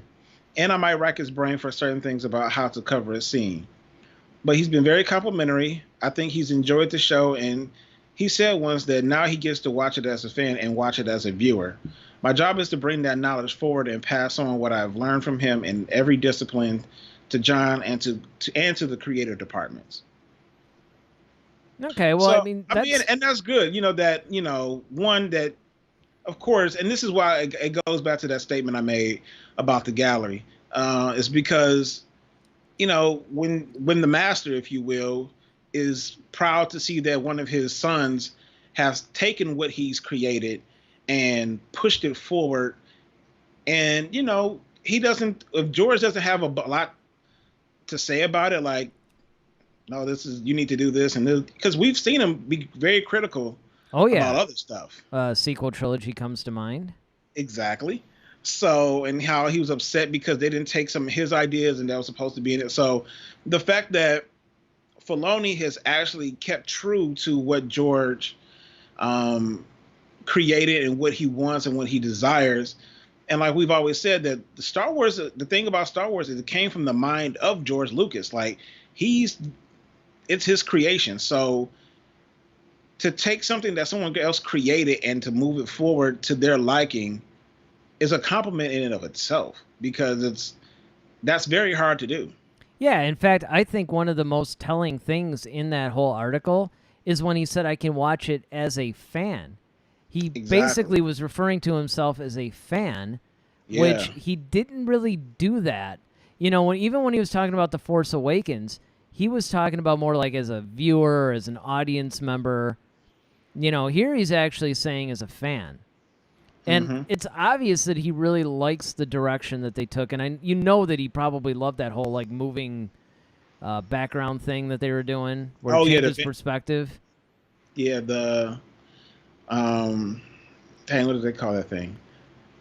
I keep thinking about the bubble because they kept, but it's a parallax kind of a thing. It's what they use it in video games all the time, because that's how when you're in video games you can kind of look around and the background will change depending on what direction you're looking and everything. And it's actually really cool that they could do this, and that they can even have all this stuff on the background to where they're actually reacting to something. It's not just a bunch of green everywhere. And then, having some guy in a motion capture suit. And, it must be refreshing for the actors to be able to react to an actual environment that they can see rather than something they have to imagine. Right. Yeah, that's what Carl Weathers was basically saying, that that was one of the greatest things that he loved as an actor, being able to like interact with different things, even though they weren't technically there, but there was an image where he can actually, to bounce off of. Right, because as an actor, you have to be able to, it's not just acting, it's reacting. You're playing off of your environment, you're playing off of the other actors. That's where a lot of improvisation can come from, because you're in the moment and a scene happens and you react to it. It may not have been in the script, but it was a very natural reaction to whatever happened at the time. And I think that that's phenomenal that now in the environment they can react to this as well. It's a really cool thing that they're doing, and I really admire the fact that Filoni and Favreau are really taking the time to not only craft an expert story arc, but also to show respect to the creator of this whole thing.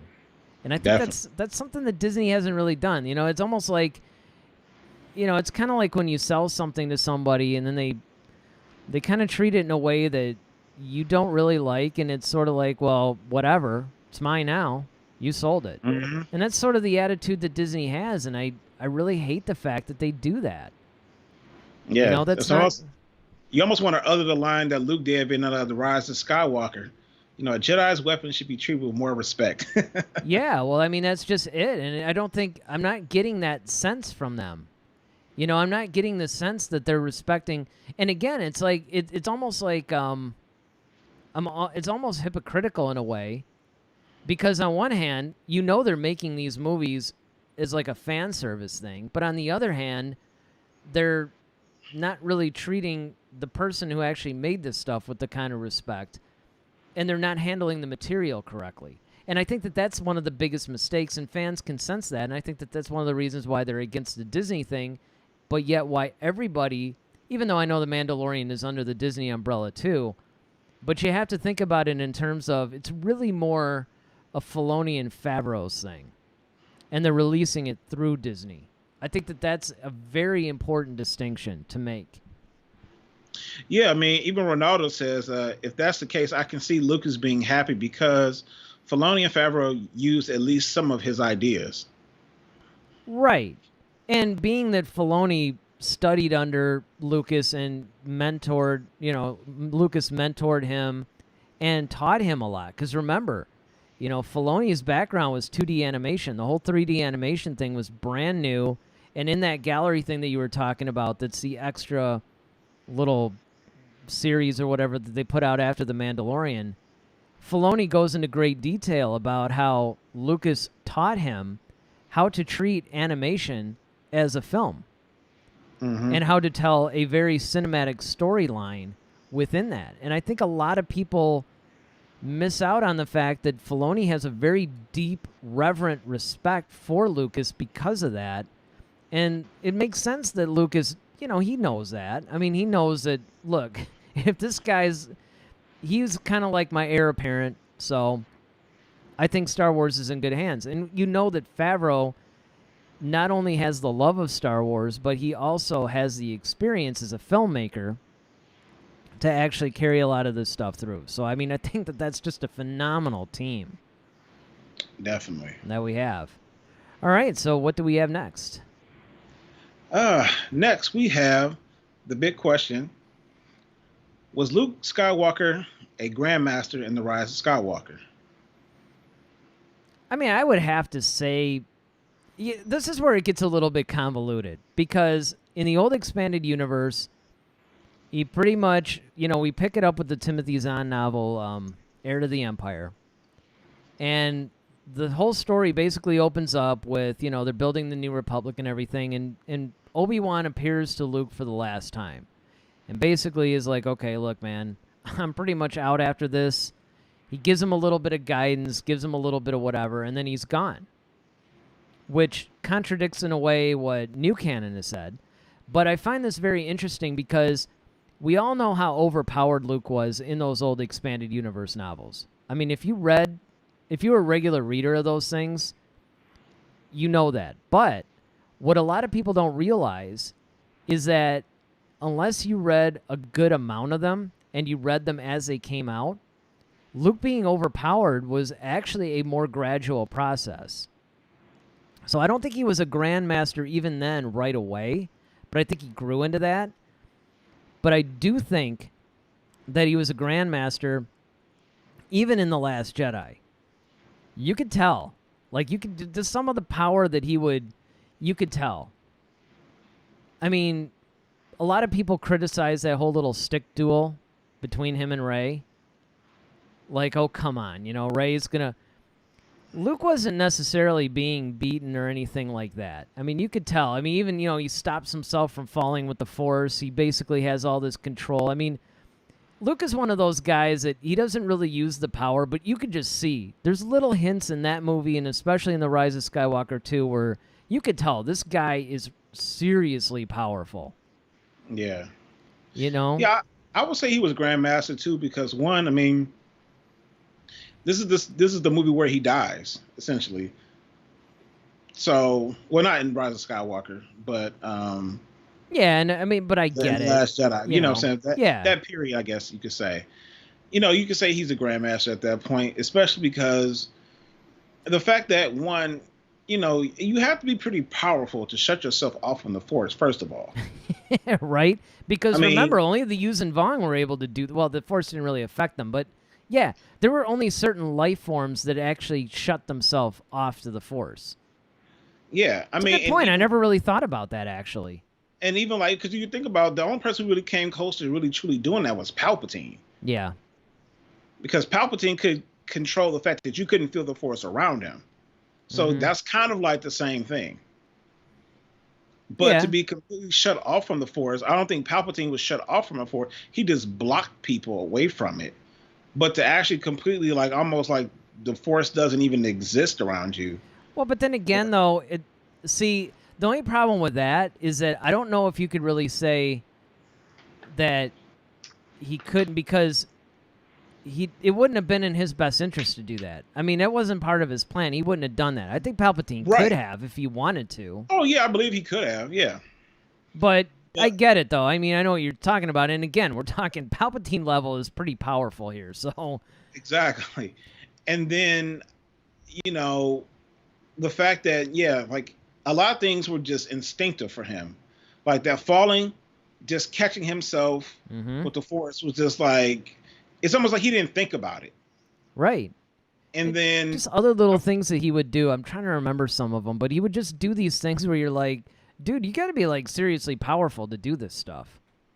And then, of course, just to project yourself across I mean, like at that point, it's like, okay, you can project your likeness across the galaxy and move, interact with people.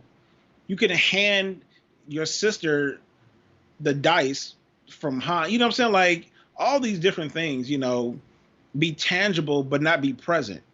Well, I mean, I got one. If we want to stick with the Rise of Skywalker, how about you're a Force ghost and you're lifting an X-wing out of the water? True. I mean, come on. Yeah. Yeah. This guy's got to be a Grandmaster level at this point. And it's really interesting to do a comparison between the Sith and the Jedi, because the Sith don't seem to have this hierarchy. No. You know, apprentice, Padawan, or whatever, and then knight, like, and then master, and grandmaster, and so on. Yeah, it's just pretty much like, all right, you're an apprentice, and then... and then you're the master, I guess. You're the master, and that's it. You know, you're going to be one or the other. But, I mean, even in that, because think about it like this. Darth Vader was the apprentice, I guess. I don't know if they have another word for them. For Sith. Well, apprentice is pretty much like, you know, Padawan, basically. Yeah, but I mean, the thing that's funny about it, though, is when you look at it from the Sith point of view, it's like you could be an apprentice forever, because the only way to rise above that is by killing the master to become the master yourself. But see, unlike the Jedi, though, it's almost like with the Jedi hierarchy, that's more like the level of power that you have. But that's because if you think about it, the Sith are always trying to get you to crave more power.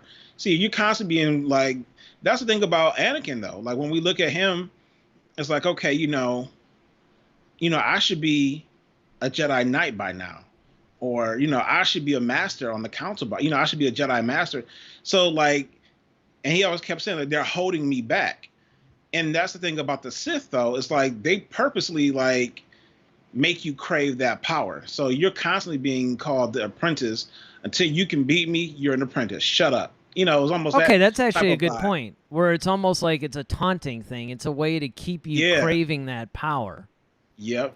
But okay, that's a good point on the Sith side, and I could see that, because if you think about it, it's like Darth Vader would have been a Jedi Grandmaster by any, you know, scale or whatever. But on the Jedi side, the way they measure it is the rank. Let's call it that. The ranking. The ranking is basically your power level on the Jedi side, but on the Sith side, your ranking is basically circumstantial.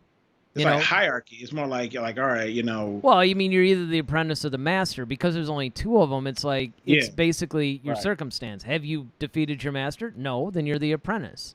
I mean, exactly. It's not kind of like, okay, I was a Padawan, now I'm more powerful and more skilled, now I'm a knight.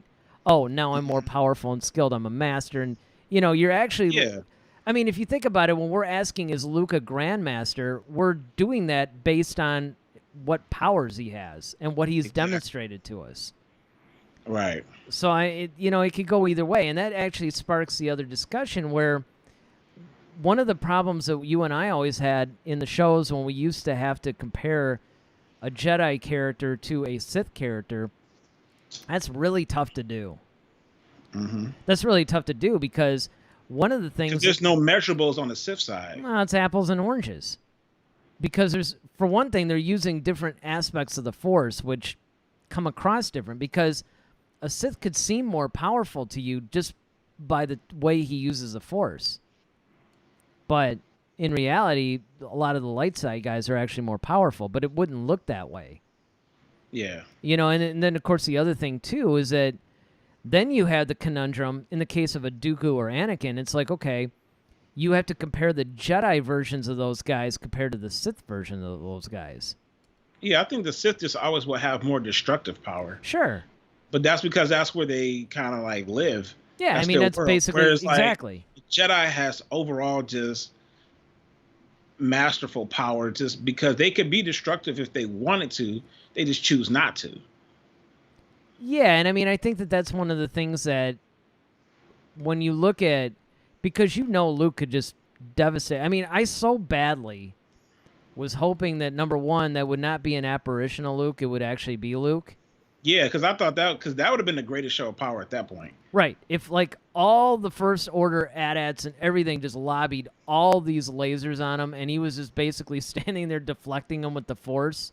Especially after it was all said and done, and he just goes, Yep, exactly. And then he just, like, waves his hand and just, like, a ton of... I mean, I just think that would have been, like, the greatest show of Force.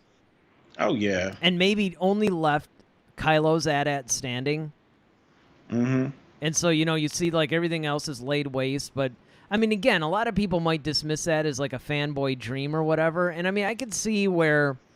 from a storytelling perspective, why maybe that wouldn't be the most desirable way to go, but it'd be kind of cool, though. I mean, you can't deny that. But it's expected, though. I mean, like, you would think about, like, this guy's the grandson of the Force. I mean, why wouldn't he be that powerful? Well, I mean, part of the problem, I think, with the whole thing, this is a problem when you create any kind of a super powerful being, right, is the fact that, and I'm talking about not even just Luke at this point, I'm talking about the entire Jedi or Sith. Or even Superman, It's a Superman problem. Well, the classic Superman problem is you overpower this guy to the degree of who's going to be a threat to him at this point. Mm-hmm. And now how do you overpower a villain? I mean, it got to the point where you had to create Darkseid. Mm-hmm. So I mean... it just gets ridiculous at a certain level. But before you even get to that, though, the problem that I see with a lot of the Jedi is that you have a situation where they'll use it for, like, I was watching, I think it was one of the Star Wars movies with my dad, and he was like, well, how come he didn't just, use whatever power it was at the time? And I'm like, well, Right. Therein lies the problem. It's kind of like, why can they sense certain things but not other things? Why don't they just... I mean, there's so many things in the movies they could have done, and they would have done if they actually had this power. I remember talking to my coworker Doug about this too, actually, because he brought that up. Every once in a while he'll walk by me, and he'll just spit out some Star Wars question that I can't answer, because it's kind of like, oh, man. But, again... a lot of times I'm not one of those like hardcore fan guys that'll can't admit that there are problems, because there are. And that's one of them, is that you have some cases where the Jedi will actually use their power, and then you have other cases where something will be equally applicable but they won't do it. Like if you see in the Clone Wars all the time, Anakin or Yoda or somebody would actually just like wave their hand and, a ton of battle droids or whatever would go flying. It's like, well, why don't you use that in this other instance? Mm-hmm. And I think that that's one of the problems, that it's telling a classic story or a good story, and you have to sometimes use these devices, but you have to hold them back sometimes too. And I think that's the problem that you get into whenever you write for something like Star Wars, because you just know that there are fans that are waiting to go, why didn't you do this? Right. And I think that's why you have to be careful what powers you introduce. And that's why I think that the Disney sequel trilogy in particular is really creating a lot of problems, because they're creating all these really cool powers that are, frankly, creating more questions than they're answering. I agree. Let me go to this chat. The chat. Oh yeah. Ronaldo says, I think he was, but one of the sequel trilogy flaws is that many things were not explained, and this is one of those cases. Oh, you got that right. Then he also says, I think he's actually stronger than Vader. Oh yeah. Yeah. Actually, Luke. So, and that was always supposed to be the case, by the way. I mean, even Lucas had planned that before he even sold anything to Disney. The idea is that Luke. So there's two ways that they compare this. The first one is if Anakin had never turned into a mechanical, being, basically. So Luke is more powerful than mechanical Vader, but had Anakin not been injured and had been whole, he would have been more powerful. That was the way that Lucas basically described it. Jason says they gave us Holdo maneuver, but not Luke Skywalker destroying the First Order. And also he says Force choke is a great example on the Sith side. Why don't Sith just always Force chokes their enemies right away? Well, I mean, I agree with that, but then there's also the explanation is sometimes they like to taunt and toy with people and stuff like that. But again, that almost goes into that James Bond level to where you almost give them a chance to come back with something. Yeah. And then, of course, in the case of the James Bond villain, which they've done this occasionally in Star Wars, but not too much, where it's kind of like, not only am I going to give you a chance to actually get out of this, but I'm going to tell you my entire plan. Well, that's just and that's the thing about the Sith, though, is the arrogance of power. It's just like because you're so powerful, you just think, oh, even though you're some Jedi, it's like I still feel like I'm better than you. Well, don't get me wrong. I mean, even though they do wander into that Bond villain territory, Star Wars does it smarter. I agree. I mean, at least they do factor in. You're right. I mean, they factor in universe concepts, like the fact that the Sith think that they're so powerful. Then it's like, well, I can tell you everything. In fact, I can even give you weapons. There's still nothing you can do against me. Mm-hmm. And that becomes their undoing. But at the same time, it's that familiar story tropes that we keep getting. Now, as far as the power thing goes, I think that they're smart in the sense of, this is one thing that I'm going to give Disney credit for. They made Luke super powerful, but they didn't make it ridiculous like they did in the expanded universe. Right. Because, I mean, in the expanded universe, and don't get me wrong, every time I would read it, I would be like, man, I want to see this in a movie or something. I know, right? It's kind of like, I wish I weren't reading this. I wish I were actually watching this. But at the same time, there's other things where you're just like, come on, man. And that's why, quite frankly, this is why they had to create the Yuuzhan Vong. Mm-hmm. Because that's the Star Wars version of Darkseid. It's like Luke is so powerful at this point, and even some of his students were like crazy powerful. Like another expanded universe guy that I go to a lot, Kip Duran. He ended up actually being a better swordsman than Luke. But Luke is way more powerful. And there was a thing when Kip actually left the Jedi Order. Well, he didn't really leave. He kind of split off from Luke, and he took some of the people with him. But it's kind of a Ben Solo kind of thing. But the difference is he didn't turn into a dark side guy. He just had a difference of opinion as to how the Force should be used. And so they sort of split into two camps. But there was a thing to where they ended up being at odds with each other, so they ended up dueling. And, Luke basically dispatched him, and it was kind of like, dude, I'm more powerful than you. Yes, you could probably beat me in a lightsaber duel, but who cares?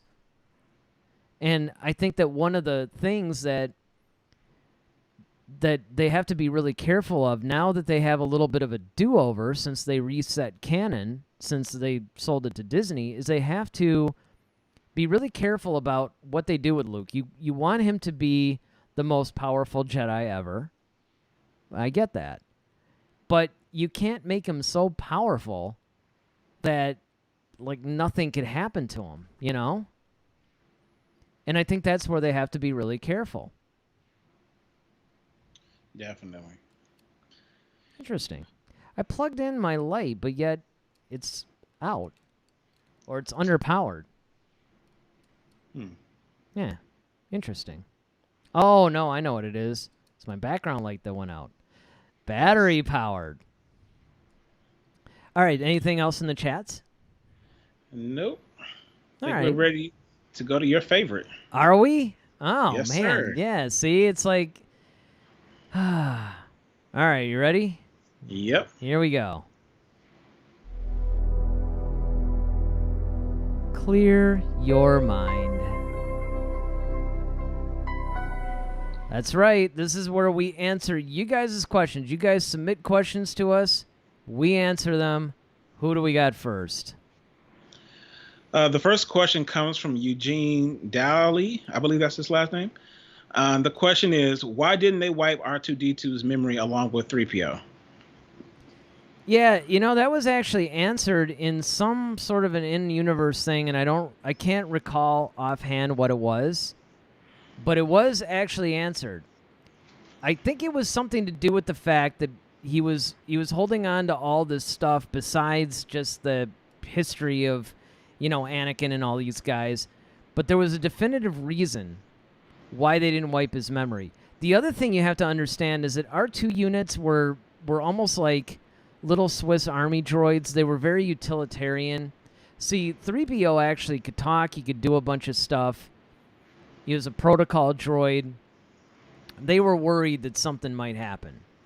But in the case of, R2-D2, he was like a tool, and that's how they looked at astromech droids. They didn't really look at them as somebody that's going to spill a bunch of secrets.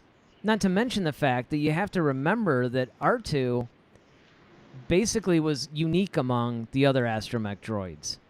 And nobody really clued in on that. That's a good answer. I mean, that's pretty much what I was going to go with. Yeah, I mean, it Because basically makes he's sense. an astromech droid. It's like he's kind of like, you kind of look over him because that's not his function.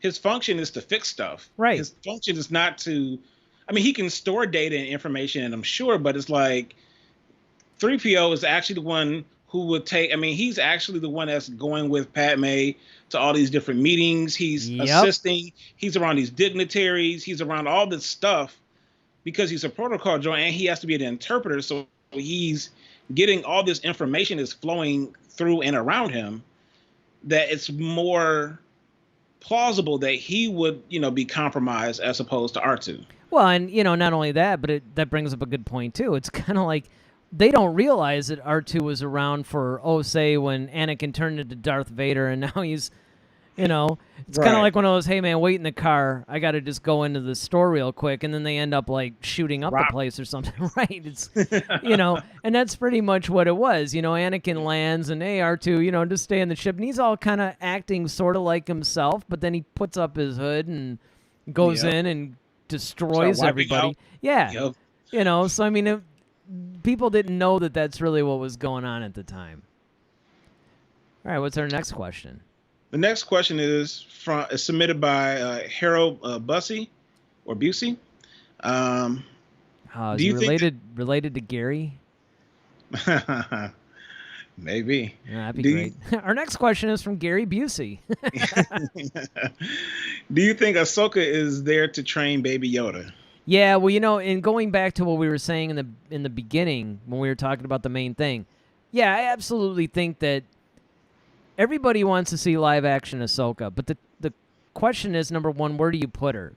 I was really surprised that The Mandalorian was the vehicle that they chose, but at the same time, if you really think about it, it makes perfect sense. Because you have this little baby force-using nugget called Baby Yoda, right? And it's kind of like, obviously, the Empire has an interest in him. And so it would make sense, and I think you brought this up on another show, that a ripple through the Force is probably felt. In fact, one of my biggest criticisms of why Ahsoka and not Luke, because you'd think that Luke would be the one that would be in tune with this, but hey, maybe we do get Luke doing something. I mean, we really don't know until the thing premieres. I was about to say, because the Luke thing is not out of reach, because quite frankly, they kept Baby Yoda from us for that reason. Yeah, that's right. Exactly. I mean, that's what I'm saying. Like, it's not like we knew Baby Yoda was going to show up. Like, No, that was the big surprise. that was, So and right in we might episode get 2 that, too. you know? Yeah. Well, here's the thing too that you got to think about is the fact that now keep in mind that they didn't really show us much in that season 1 trailer, but the thing that's really interesting to me is think about everything that they showed us so far or announced, because they haven't really shown us anything, but look at all the things they've announced. Bo-Katan, Boba Fett, Ahsoka, you're going to get all these like Darksaber battles, and they've announced all this stuff, and you're thinking, okay, if they're announcing all this, what are they holding back as a secret? And whatever it is has to be huge. Yeah. Because if they're giving us all this stuff, I mean, Valid point. You'd think that Boba Fett would be the big. I mean, there's all this stuff where you're sitting there thinking to yourself, like, dude, if they're actually giving us all this, they got to be holding back something pretty stellar, man.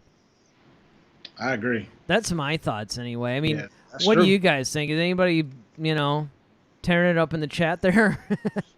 Not yet. Okay, well, I mean, those are the kinds of things that I actually think that we need to look out for is what are they hiding? What are they hiding from us? What are they keeping from us? Because I think that that's something that nobody is asking, and I think the misdirect is actually working. But yes. Yeah, I think that's one of the biggest things that's working for the Mandalorian is that you get little things like we didn't know about the Darksaber, we didn't know about Baby Yoda, even how they kind of foreshadowed the whole the Boba Fett thing when we saw this. You know what I'm saying? Like, so those were little things. It's like, wait, was that? Or whoa, I think that's the Darksaber. You know what I'm saying? Like, huh? And then they leave you with it. It's like, okay, what the heck is this about? So yeah, I think that's cool. That type of misdirection I love. Yeah, and I mean, I can live with that. The type of misdirection I don't love is the Rogue One type where, you show me a like 50 or 60% of a trailer doesn't even end up in a movie. Exactly. Or they just do something stupid. But I do think in a direct answer to this question that yes, the most logical way for Ahsoka to enter the story is through the Baby Yoda story arc. Yes. I have no doubt in my mind that that's how you do it. And again, I was really surprised that this is where they were going to bring Ahsoka in, but it makes sense because, it's not yet relying on the crutch of a Luke Skywalker that we know of because Mark Hamill, hey, if he's signing and doing all this stuff, maybe, who knows? Maybe we don't get him in Season 2. Maybe we get him in Season 3. Maybe Ahsoka is Season 2 and Luke is Season 3. Maybe Harrison Ford gets bored one day and decides to show up as Han Solo. Stranger things have happened. True story. But, I mean, it's going to be it's really interesting covering Star Wars now because you really never know what they're going to come out with next, It's crazy. But I think we're getting close to wrapping up the show. I do want to do a little bit of a programming note, so I'm going to be working next week, but I think we could still do the show. Okay. But, we'll have to see. So if something happens where we can't, then don't worry about it. It'll just be for the week. We'll be right back with you guys, that following Friday. So we do every Friday at 8 o'clock. Lord willing, and something doesn't happen or whatever. But that's generally our schedule. If you guys are watching on the rebroadcast, don't forget to like the video, subscribe, leave a comment in the comment section of what you guys liked. If there's something in this show that you guys don't like or you would like to see different, let us know that too. Because, hey, we're making this in part for you guys. So we want to know what it is that you guys want to see. If you guys have some topic ideas, let us know. We're more than willing to do that.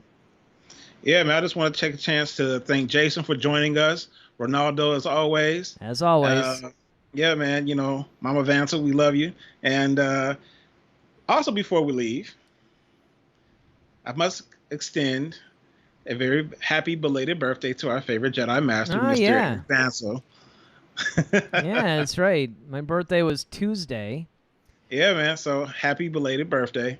Well, I text you on your birthday, but for everybody else, it'll be a happy belated birthday. But Well, in a way, and they didn't even really know. So I mean, it's kind of like you can't really hang them. Like, thanks guys, but yeah, no, I mean it was great. Turning 50, don't really feel much different. It's one of those things. I'm seeing Jason says happy birthday. Thank you, totally appreciated. And hey, and again, guys, thanks for sticking with us on this chat because we love to go back and forth with all you guys. I mean, that's one of the things we love to do. Just ask Ronaldo. I mean, yep, he just wished you happy birthday. All right, Ronaldo, thanks a lot, man.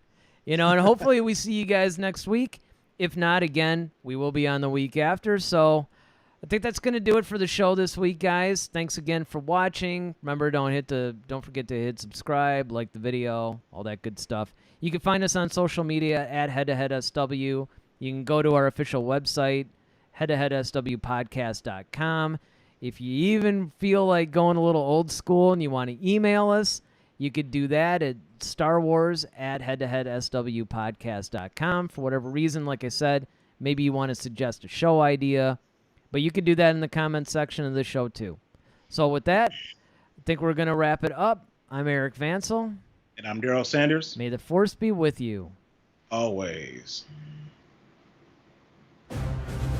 Head to Head, a Star Wars podcast.